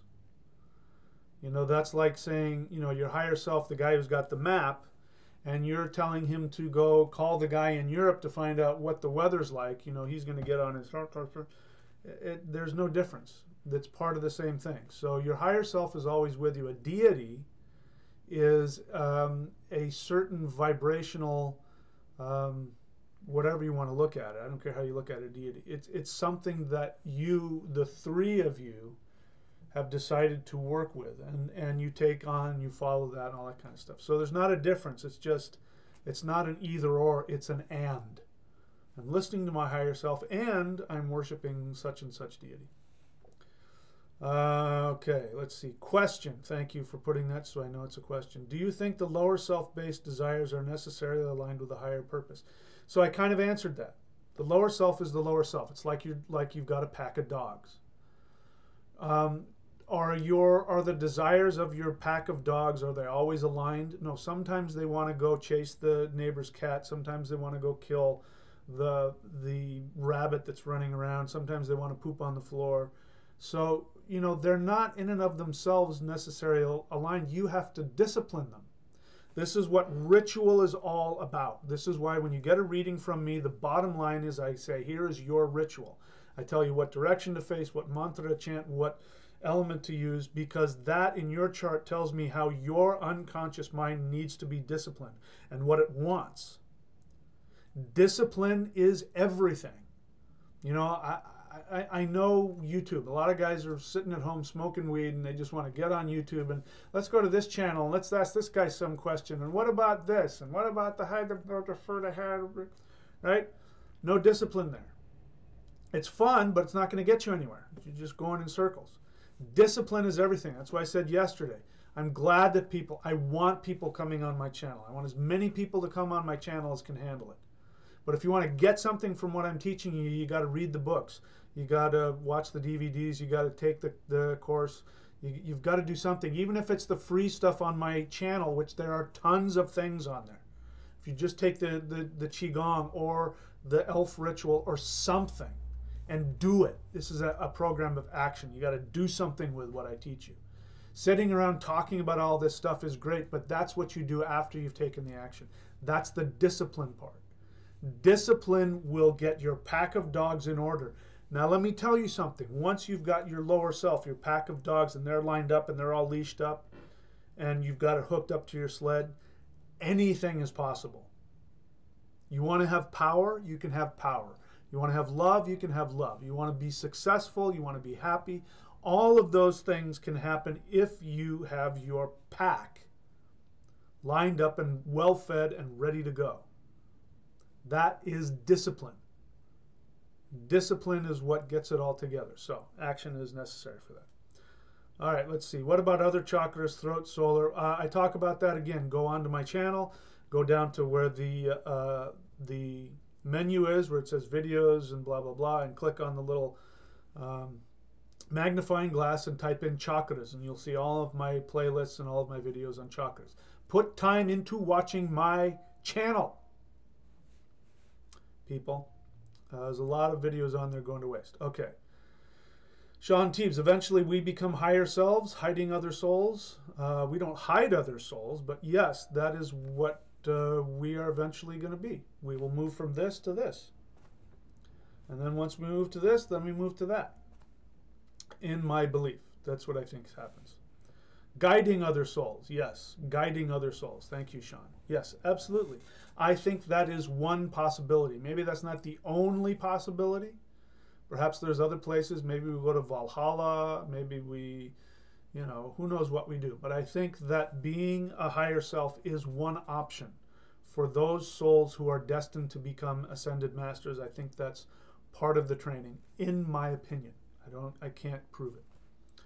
Okay, let's see. All right, great. Let's move on. I'll continue with the reading here. So let us do that. So we were here at, where did I end up? So we're going to the third Bardo. So remember the last thing I said here was after he sees all the wrathful deities in disguise, that's really the 7 chakras. You know, he's seen the lessons from the 7 chakras that he's trying to avoid.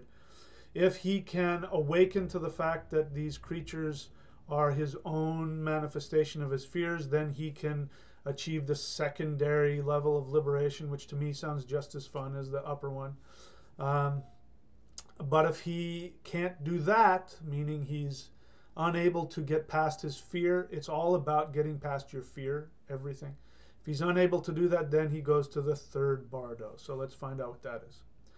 The third Bardo, the soul encounters the Lord of Death, a fearsome demonic deity who appears in smoke and fire and subjects the soul to a judgment.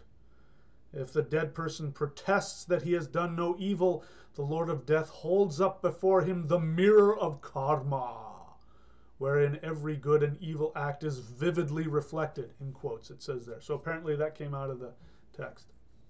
Now demons approach and begin to inflict torments and punishments upon the soul for his evil deeds. The instructions in the Bardo, the instructions in the Tibetan Book of the Dead are for him to attempt to recognize the voidness. What does that mean? The emptiness, the illusory. I'm now figuring because the voidness is a weird way. That's not a really good way to say that. The dead person is told that this to recognize the emptiness or the illusory nature, I would say, of all these beings, including the Lord of Death himself. The soul is told that his entire scene is unfolding around him is a projection from his own mind. Even here, he can attain liberation by recognizing this. So I am in complete agreement with that, except for, I guess, some of the judgmental stuff I hold in there. So judgment is self-judgment. So this is important to know when you know, and I teach this. According to my ancestral tradition, when the soul dies, if it dies from illness or old age, then it goes to the underworld. Let me explain what that means. When the soul dies in battle, quotes, it goes to Valhalla. What I'm saying in battle means is you die fearlessly, meaning you fearlessly go after what you truly want. That's what my ancestors meant by dying in battle. When you live your life and you go after everything that you want fearlessly, meaning you are willing to die in every moment to have what makes your soul happy, then at the end of that life you will have no regrets. There will be nothing left for you to achieve because there is nothing left that you want to experience. You have no more desires left. You've fulfilled them all. Then you go to Valhalla, heaven, whatever, however you want to look at that. If the person dies in old age or death, they go to the underworld, where they are, healed, or they go through some kind of a self-punishment, and then they become reborn again so that they can try again to get what it is that they truly want. Try again doesn't mean try to be perfect or try to be whole. It means trying to get what you truly want. So I have come to the conclusion that illness, my own personal experience with the illnesses I've had, have been a direct result of me being in conflict with myself, angry at myself, feeling like a victim. That's why I go after the victim mentality, because it takes one to know one. I've been there. Just like my brother, I watched my brother do that, and I bought into a lot of his victim mentality as I grew up too. That's why I don't buy into any of it, because I don't want to be like him. I don't want any of his misery. I'm much happier without it. So victim mentality, there's the evil archons, there's the flat earth and the government, and you don't understand, and the cabal and the 9/11 conspiracy, and everybody, just drop it. Just enjoy your life. It doesn't matter. There's always going to be conspiracy. It's never going to end. There will always be conspiracies. If you choose to be manipulated and controlled by them, then go ahead. But you don't have to. Just like it says here, in every moment you can realize that all those things that you see coming at you, that you don't like, that you feel victimized, at any given moment you can drop it and say, you know what, I don't care. None of this has anything to do with the power of choice over I have to choose to do what I want and be what I want. And then they disappear, or you just don't care anymore. So anyway, I went off on a tangent there. All right. Even here, he can attain liberation by recognizing this. Okay, so I'm saying the same thing too. No matter how far down, no matter how unspiritual, no matter how victim mentality, no matter how much fear you have going on, no matter how much you're trapped in your head. I was going to say a lot of you guys, but a lot of people think that they don't have this problem and they don't have that problem, and I'm not afraid and I don't have this, but they smoke a lot of weed or they do something and they're so trapped in their head and they want to talk ad nauseum. They want to philosophize about everything. That is a form of denial. We go into our heads to avoid our feelings. I know it takes one to know one. I've done it too. I still do it. So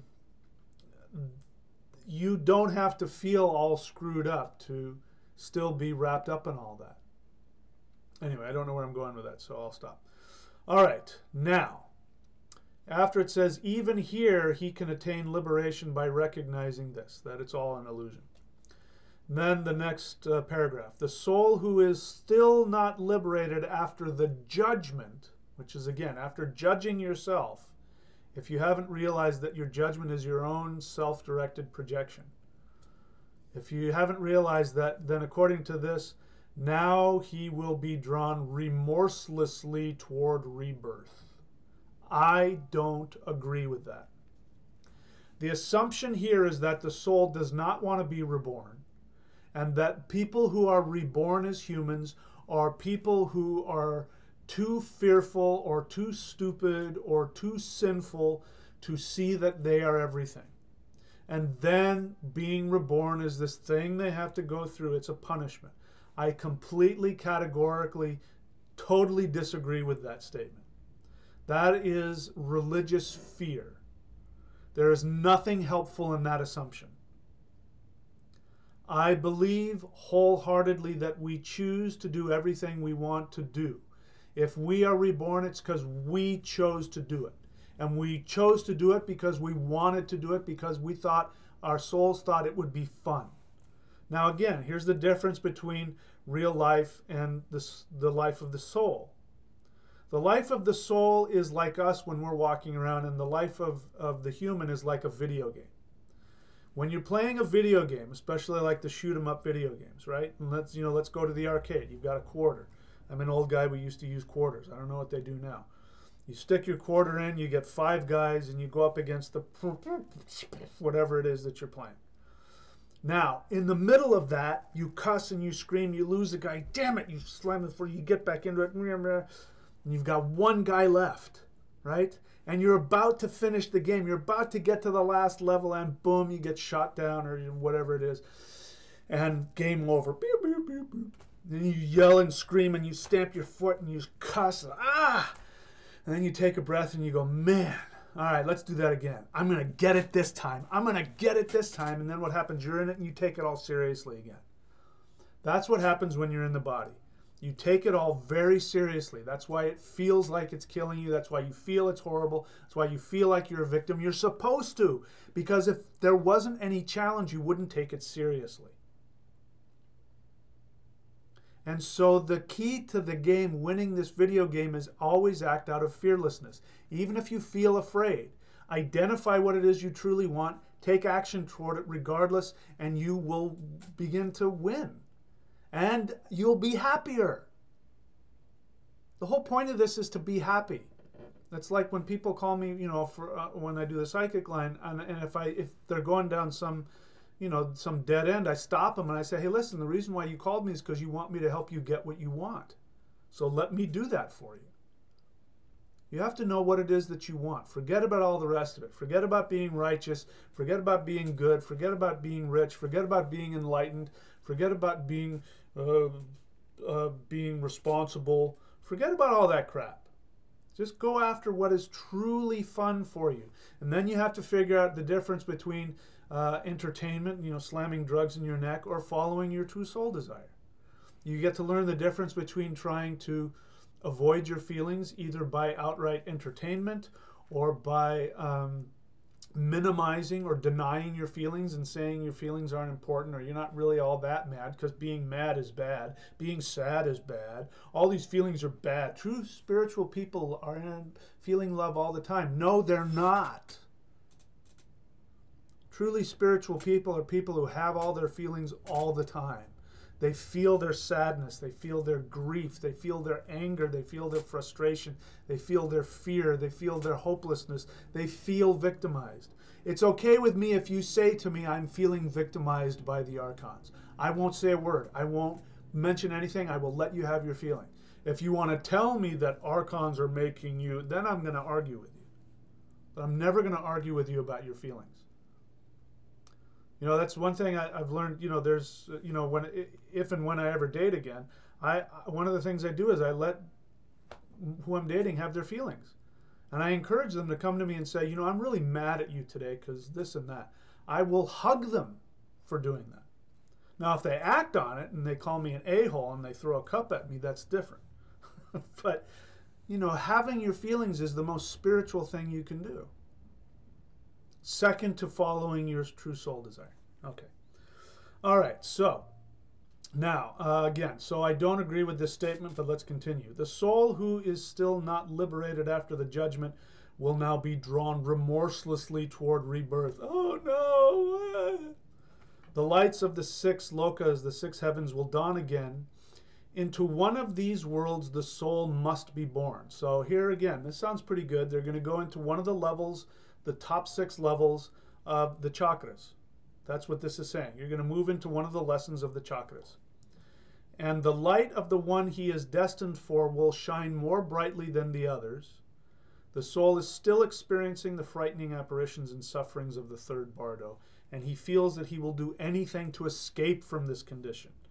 He will seek shelter in what appears to be caves or hiding places, but which are actually the entrances to wombs. He is warned of this by the text and urged not to enter them, but to meditate upon the clear light instead, for it is possible for him to achieve the 3rd degree of liberation and avoid rebirth. What a load of crap. Sorry, but what a load of crap.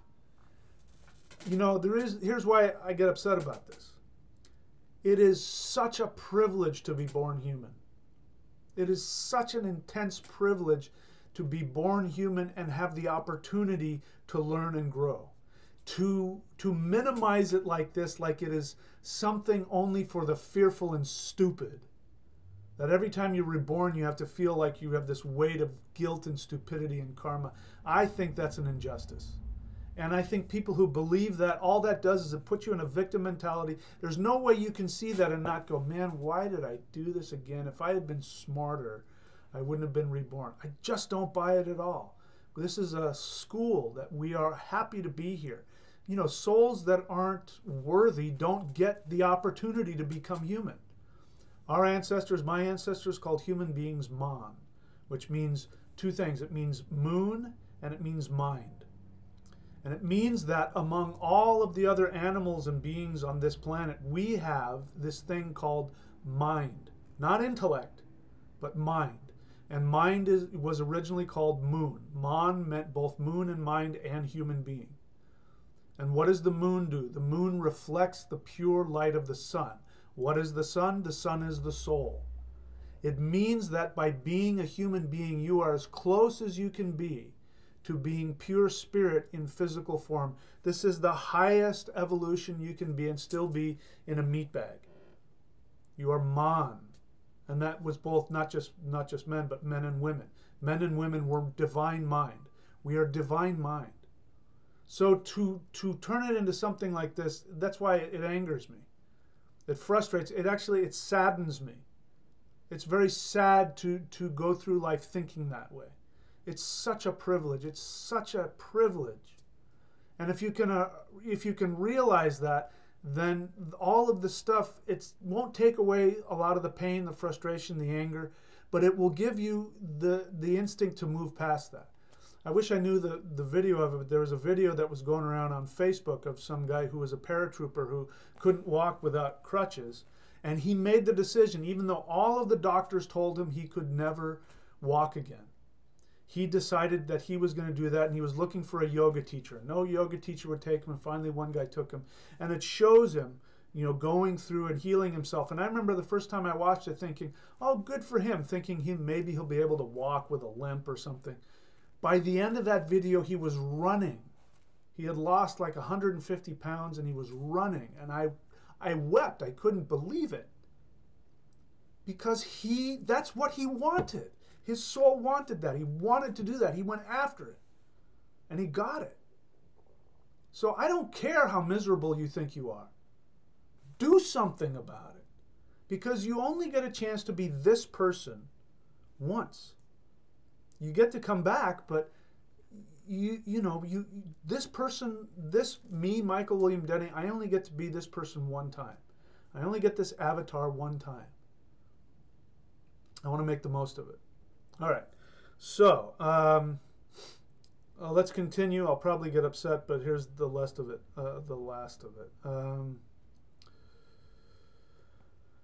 Okay, finally there comes a point where it is no longer possible to attain liberation. And after this, the soul is given instructions on how to choose the best womb for a favorable incarnation. If I have to, should I take the VW or should I take the used Subaru? I don't know. The basic method is non-attachment to try and rise above both attraction to worldly pleasures and repulsion from worldly ills. In essence, I agree with it, but there's still so much condescension in it. By then, who cares? You know, if what he just said is true, I mean, who cares? So again, that's why I don't buy into that. Anyway, the final words are, let virtue and goodness be perfected in every way. I would change it and say, let you follow your truest path, your truest desire. Because when you do that, guess what happens? Virtue and goodness are perfected. I'll end this before I go back and take some more questions, which is, you know, again, a lot of times people want to know the difference between, well, if I go after what I want, and, you know, is that going to hurt somebody else? That is a straw man argument that I know a lot of people think it's real, but it's not. If you go after your deepest soul desire, it is impossible for you to harm anyone else. If you go after your true soul desire, it is impossible for you to harm anyone else. If you reject your soul desire, it is inevitable you will harm somebody else. Well, I'm not hurting anybody, right? You hear alcoholics, drug addicts. I'm not hurting anybody. It's my life. Not true. You will hurt people. Now, we all do it. So this is part of the lesson.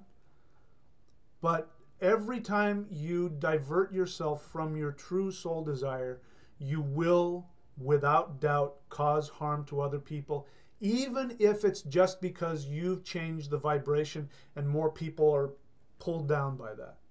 You know, the experiments of people, you know, the experiments of meditation, and people in a certain city meditate and the crime rate goes down. People stop meditating, the crime rate goes up.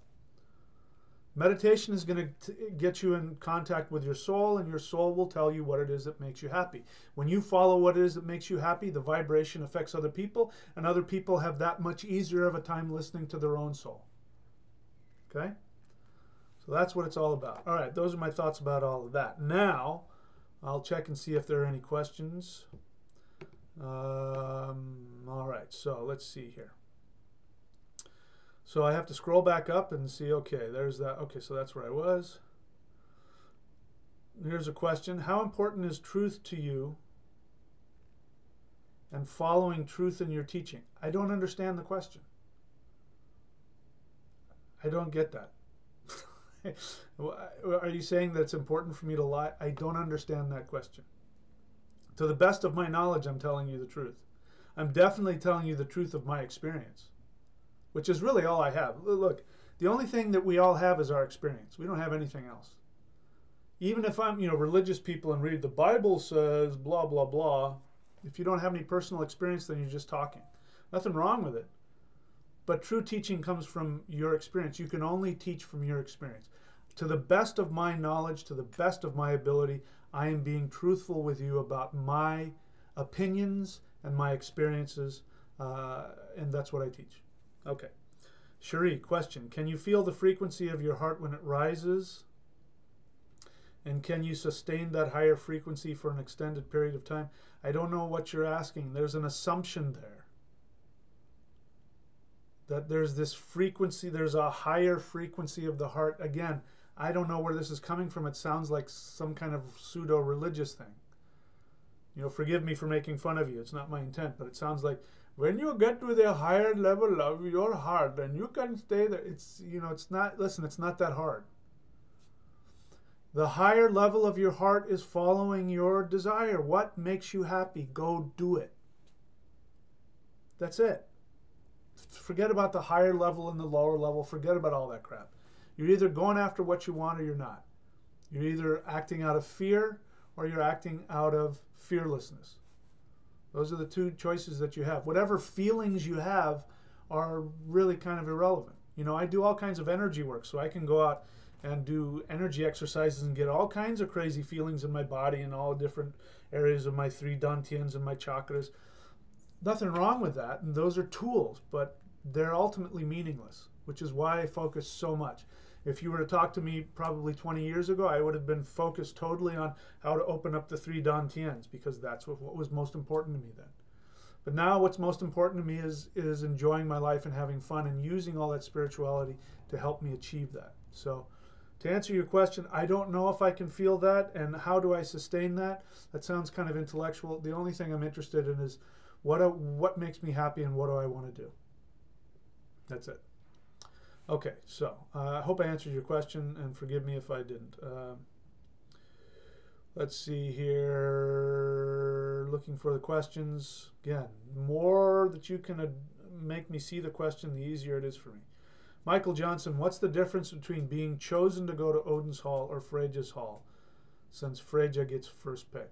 Michael Johnson, I can't answer that question because I don't really even know the answer to that question. And to be quite frank, I don't care. What I will say is this. No matter if you're getting chosen, you're still the one making the decision. Kind of like what was said in here. When the person gets to the point, the light that is brightest is the one that they'll be drawn to. Same thing. If you go to Freyja's Hall or you go to Odin's Hall, it's going to be because of what you want, not because of what they want. The gods are all reflections of you. They're all emanations of you anyway. So, anyway, I hope I answered your question. Let's see here. Looking for the questions. Okay, no more questions. So, let's go ahead and take a short break here. I'll come back. If there are any questions after that, I'll take them. If not, I'll have something pithy to say, and then we will wrap it up for today. So I'll be back in a couple of minutes.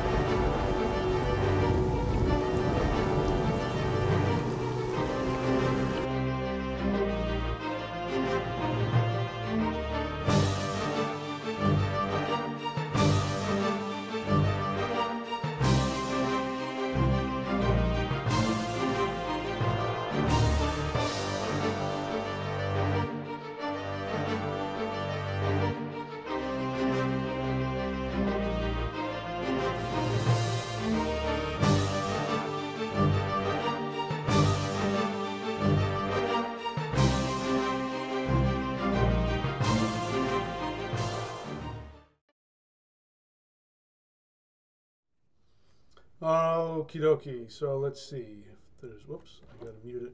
Hang on. Mute. There we go. Okay, so any questions here? Let's see.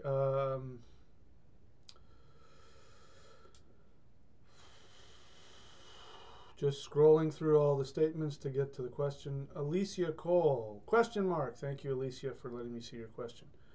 Are Oren's Hall and Freja's Hall, etc., temporary like hell in between incarnations? According to how I read the mythology, they may be temporary. I don't think they're temporary between earthly incarnations.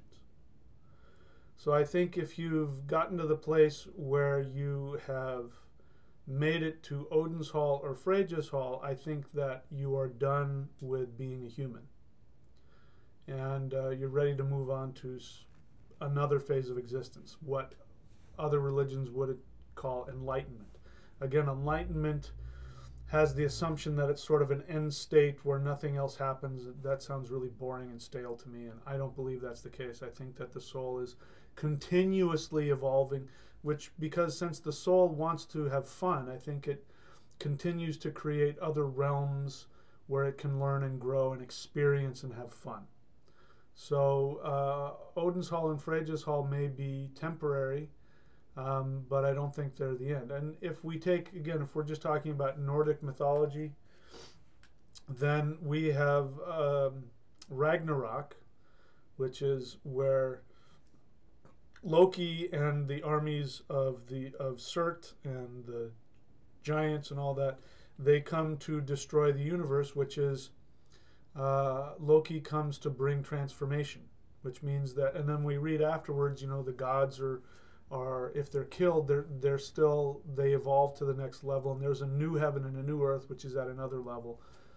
So I think that's all that happens, is that let's just assume that Nordic mythology is 100% correct, then after we die, we go to one of those places if we achieve all of our desires, and then we will be working in that realm until this universe is transformed, and then we'll go to the next level, and who knows? Maybe we get to be humans again in a different, higher level. Who knows? I don't know. We'll find out. Okay. Katali to you. How do you identify your joy of soul or know if you found it? That's the question, isn't it? How do you identify your soul desire? If you're asking that question, and I don't know, but I'm assuming you're having some confusion. So the way you identify it is, first off, sometimes there are some people that are in such heavy denial that they need some help. That's what I'm here for. So as I said, I may have to just create a whole other page for this kind of service, but if you want, I believe that I can help people in one phone call, at the very least, identify what their soul desire is. Actually, you help me help you identify it. Taking action on it could be a whole different thing. Let me give you an example. Somebody's married and has kids. They realize that they're miserable in their marriage. They realize that the person they're married to is very dysfunctional, very abusive.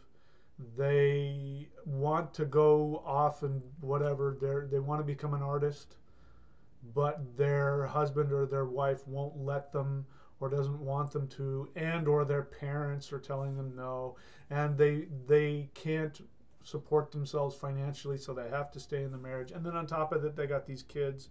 That's a really complicated situation, but it happens all the time. So we would have to talk about why you got yourself there in the first place, which is what was the unconscious conflict? You chose to meet somebody else's many requirements or expectations of you instead of your own, and now you're stuck in this really difficult scenario. So you're going to have to find a way out. So in those kinds of situations, it's tough, because when you acknowledge what I really want to do is I want to become a painter, which means that, you know, I may end up having to get a divorce, and what are my kids going to say? What are my parents going to say? That's tough. I'm not trying to minimize how tough it is. It's really tough. But that's the decision that your soul has decided that you have to go through. It's the lesson, because your soul really wants to learn that lesson of taking fearless action. And the more difficult it makes it, it means that, you know, it's just like anything else, you know. You want to become Mr. Olympia, that's different than saying I want to get in shape and have, you know, bigger muscles. It means you want to be at the top. If you want to be an Olympic athlete, you want to be an Olympic sprinter, it doesn't mean I want to be a fast runner. It means you want to be the best in the world. So that's, for those people, that challenge is a lot of fun. You want to be heavyweight boxing champion of the world. That doesn't mean you go to a few boxing classes. It means you train to be the best and you fight the best. And, you know, it's once you've accomplished it, it's the soul really likes that. So that's the way you look at it. So how do you do that? You know, assuming that you don't have all those other things and that you're not in denial and that you're not confused. If you're in a place where you can, this is what I do. I do it all the time. Whenever I feel stuck, which happens all the time, usually having to do with career, like what am I going to do next with this Thunder Wizard thing, and I need X amount of more money per month so I can afford to rent that house on that part of the beach. And, you know, this is how because my whole thing is about living on the beach and surfing. And I just want to spend all my time doing that. So I want to work as little as possible and make enough money to be able to do that. But I also know that my job is to serve, and my job is to provide this. So I'm asking myself, how can I continuously improve this? So all the stuff that you've seen over the past, for those of you that have been with me that long, over the past few years, that's what I first do. I sit down and I say, what is it that I want?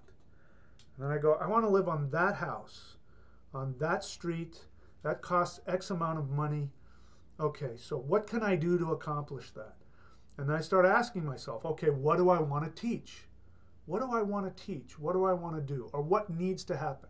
Right now, the scenario for me is that I'm too busy. I'm doing, you know, I'm doing too much busy work, and I'm not having as much free time as I would like. So I'm coming up with these new things which are out of the needs. There's people I can't work with. I can't work with all these people. So I got to find a way to get the message and the teaching to X amount of people.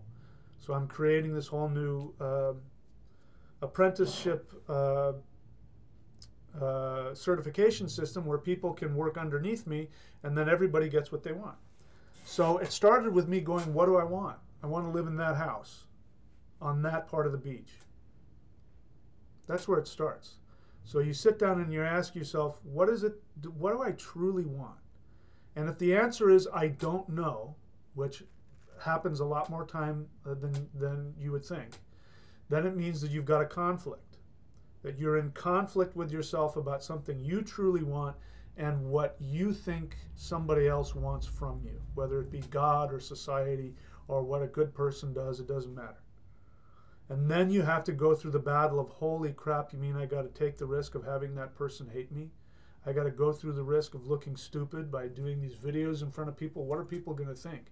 I mean, I got to go through the risk of quitting my job and living in my car. That's all scary stuff, but that's the process. So I don't know if I answered your question, but that's what goes on.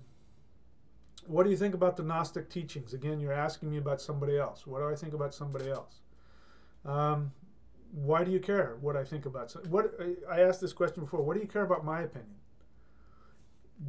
What do you think about the Gnostic teachings? I don't need to know. I'm just asking you for yourself. What do you think about the Gnostic teachings? Great.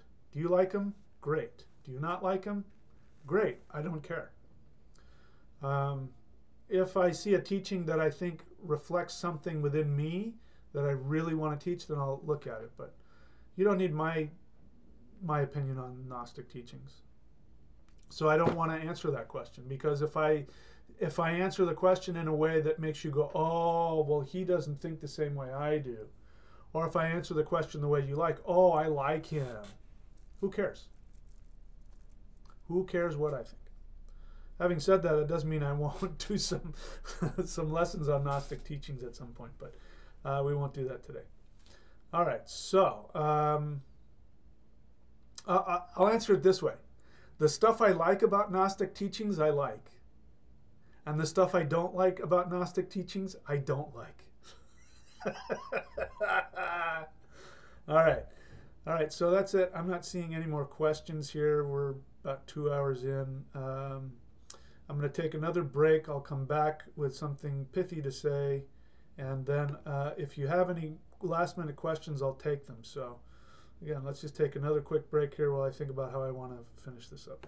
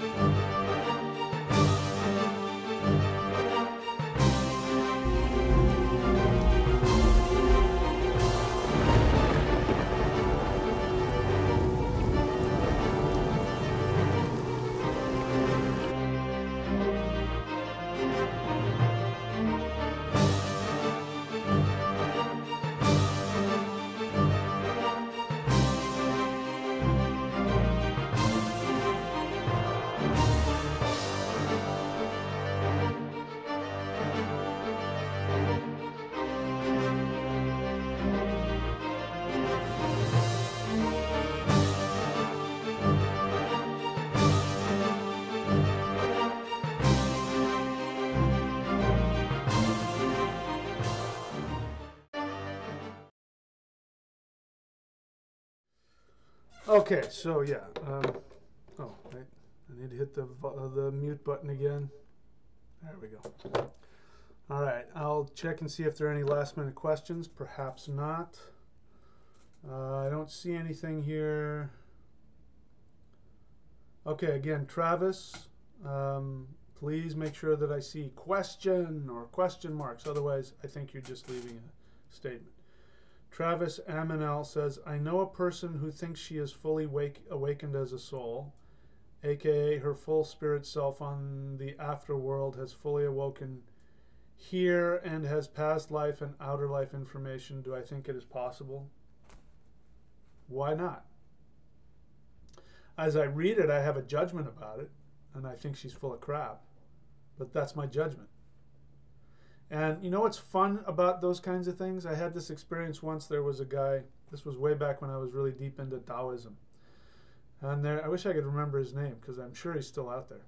A guy who had declared that he was the new Lao Tzu and that he had achieved some kind of immortal awakening and that he was now the main prophet of Taoism. By the way, if you're not familiar with religious Taoism, you know, people think Taoism is the Tao Te Ching. The Tao Te Ching is a really great book. And by the way, there's all kinds of things in the Tao Te Ching. There's Tao Te Ching in there that teaches you about martial arts, although you won't know it by reading it. It also teaches you about meditation, specific things you can do in your body to change it, although you won't know by reading it. But people think that Taoism is just sort of like this Zen thing. It's this philosophy. Which, by the way, Zen is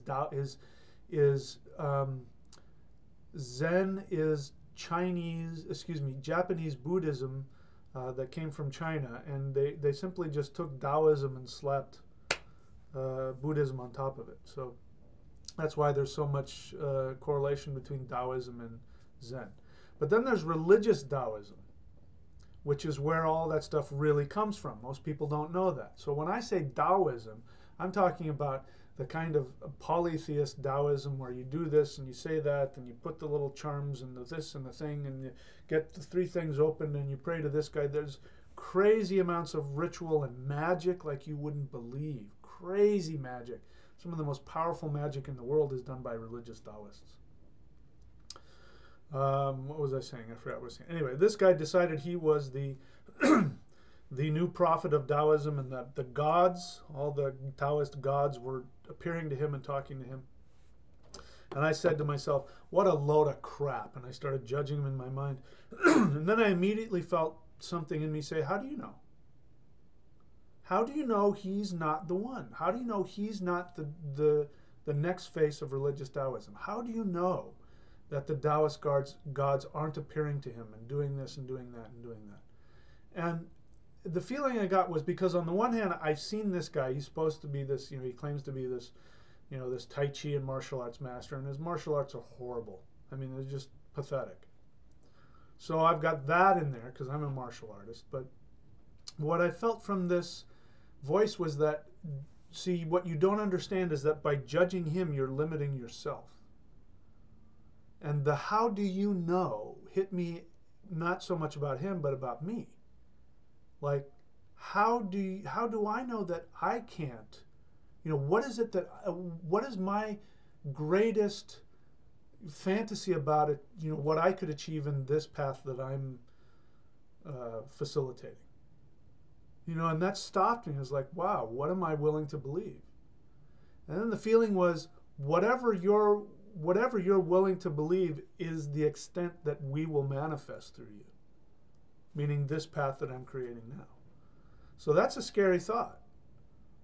That this really could be one of those earth-shattering, life-changing things that we're doing here. And they'll talk about it, hundreds of years from now. Who knows?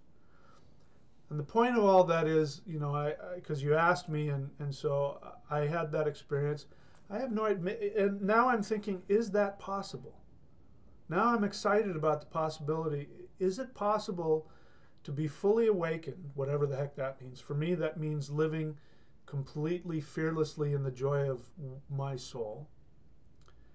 And that I have past life and outer life information. I don't know what that means. For me, that would mean future life information. That to me means, if I were to take that and apply it to myself, I'm like, does that mean I'd be able to travel different timelines, the future, the past? That's the kind of stuff I was working on for a while with the Ascension series, and I kind of put that on hold because it didn't get a lot of attention. Now it's starting to again. So I'm just giving you how the universe talks to me. So now I'm going to spend the rest of the evening thinking about that. What can I do with that? Now that's fun. Now I know I'm in connection. You're asking me about my soul? That's fun to me. The idea of finding a way to do that and teaching that, because this is how I learn. When I craft something as though I'm going to teach it to you, then I learn how to do it. And then I give it to you guys. Once I've done it and experienced something, I go, here, try this. So there. Now I gave you the inner workings of some of the things that I do. So thank that. No, she said she's reached enlightenment. Not to say she's reached enlightenment. She awoke after a traumatic event. Yeah, again, sure, why not? Like I said, who knows? Maybe I can expand my belief systems beyond that.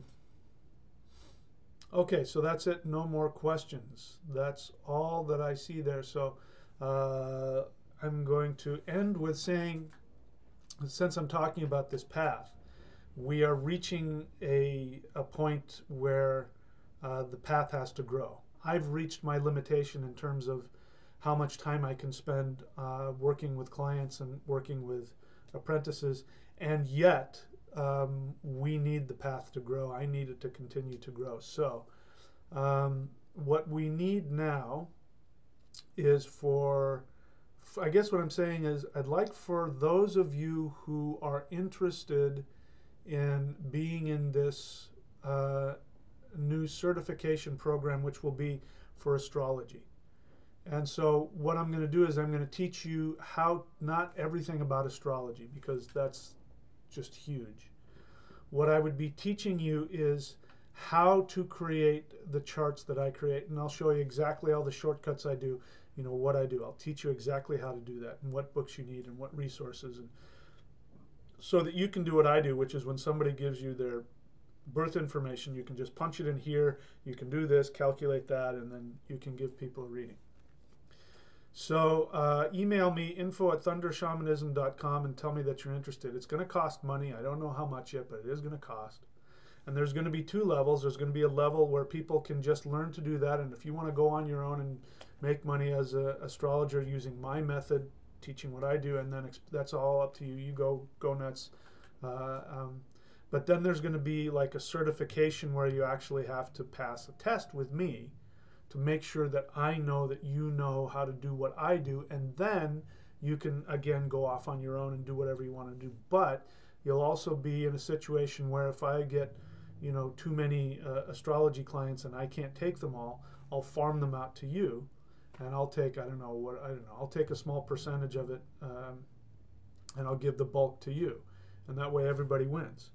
But yeah, so there'll be two levels: one where you just learn, and then one where you go a step further, and then you have to, you know, pass a test with me so that I know that you can do it at the level that, you know, because I'll be putting my name on it, you know, because you'll be, you know, with me, and so I have to make sure that you can at least, you know, give the quality and the accuracy that I would want. So if you want to do that, email me at thunderwizard.com and put into the heading Astrology Apprentice. Let's do that. Put Astrology Apprentice in there, and then I can, maybe if I'm organized enough, I'll make a database and I'll let you guys know when it rolls out, and then you can decide whether or not you want to be a part of it. Next thing is, there's, you know, if you're new to this channel and you're watching and you want to support this channel and you want to learn, please go to thunderwizard.com and sign up at the $25 level of the Initiate Apprentice. There's unlimited amount of people can do that. I can only take so many people at the higher levels because, again, I only have so much time. But you will be supporting me, because when you do that, you sign up, and it's so every month 25 bucks goes to that. You can learn at your pace. There's new stuff coming in all the time, and I really do honestly teach some seriously good shamanism from the ground up. I teach you from the ground up how to practice real shamanism and to connect on all kinds of levels: qigong, meditation, ritual, the 5 elements, all that kind of stuff. And what I want is, I want to have a minimum of 250 people at that level. That's so that I can look at that and go, that's X amount of money that's coming to me every month, and then I don't have to worry about, you know, taking these psychic calls or doing whatever else, you know, mowing your lawn or whatever else. I can just focus on doing these videos, and then I can really focus on what it is you guys want to learn. Okay?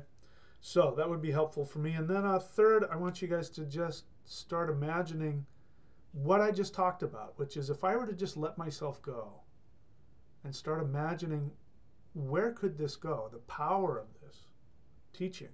How far could it go? How impactful? How, you know, start imagining that with me, because what you do affects me. If you didn't know that, your meditations affect me. Your expectations, your feelings, your visions affect me. In fact, there are times that people have come to me and, you know, I've done a teaching and they've said, you know, I was just thinking about the other day, I wish he would do this. And then I end up doing it. So I'm here to serve you guys. And as long as it's in connection with what the ancestors want and what we want in our soul, then there's no limit to what we can do together. So you have that kind of effect on me. In any case, I think that's it. No, the email is info@thundershamanism.com. info@thundershamanism.com. That will get you to me. I should probably get another one, info@thunderwizard. I might even have it, I don't even know. But info@thundershamanism.com. Okay, so that's it. All right, wait, I did see a question. Sorry. Question. All caps. Russo Van Royen. All caps, so I can see it. Question. Can you ever make a new video expanding on the Jupiter moon idea? I mean, I can. I can do that. If I feel inclined to do that, I will be the first to do it. But thanks for, you know, that's another thing. You guys can tell me what it is you're looking for, and if it vibes with me, I'll do it. And sometimes it's something I didn't realize I wanted to think about, like what somebody said earlier. Okay, that's it. Thank you so much, my friends. What a tremendous opportunity. Thank you for letting me rant on. We'll get to another video soon, and I think we'll talk about, again, the ancient understanding of Christmas and the mythology surrounding Balder and Loki and what all that stuff means, and because I really love that myth. Okay, my friends, thank you. Happy solstice. Today's the solstice, so let's think powerful stuff, because we can achieve that on days like this. A lot of power on these kinds of days. Okay, my friends, thank you so much. Talk to you guys soon.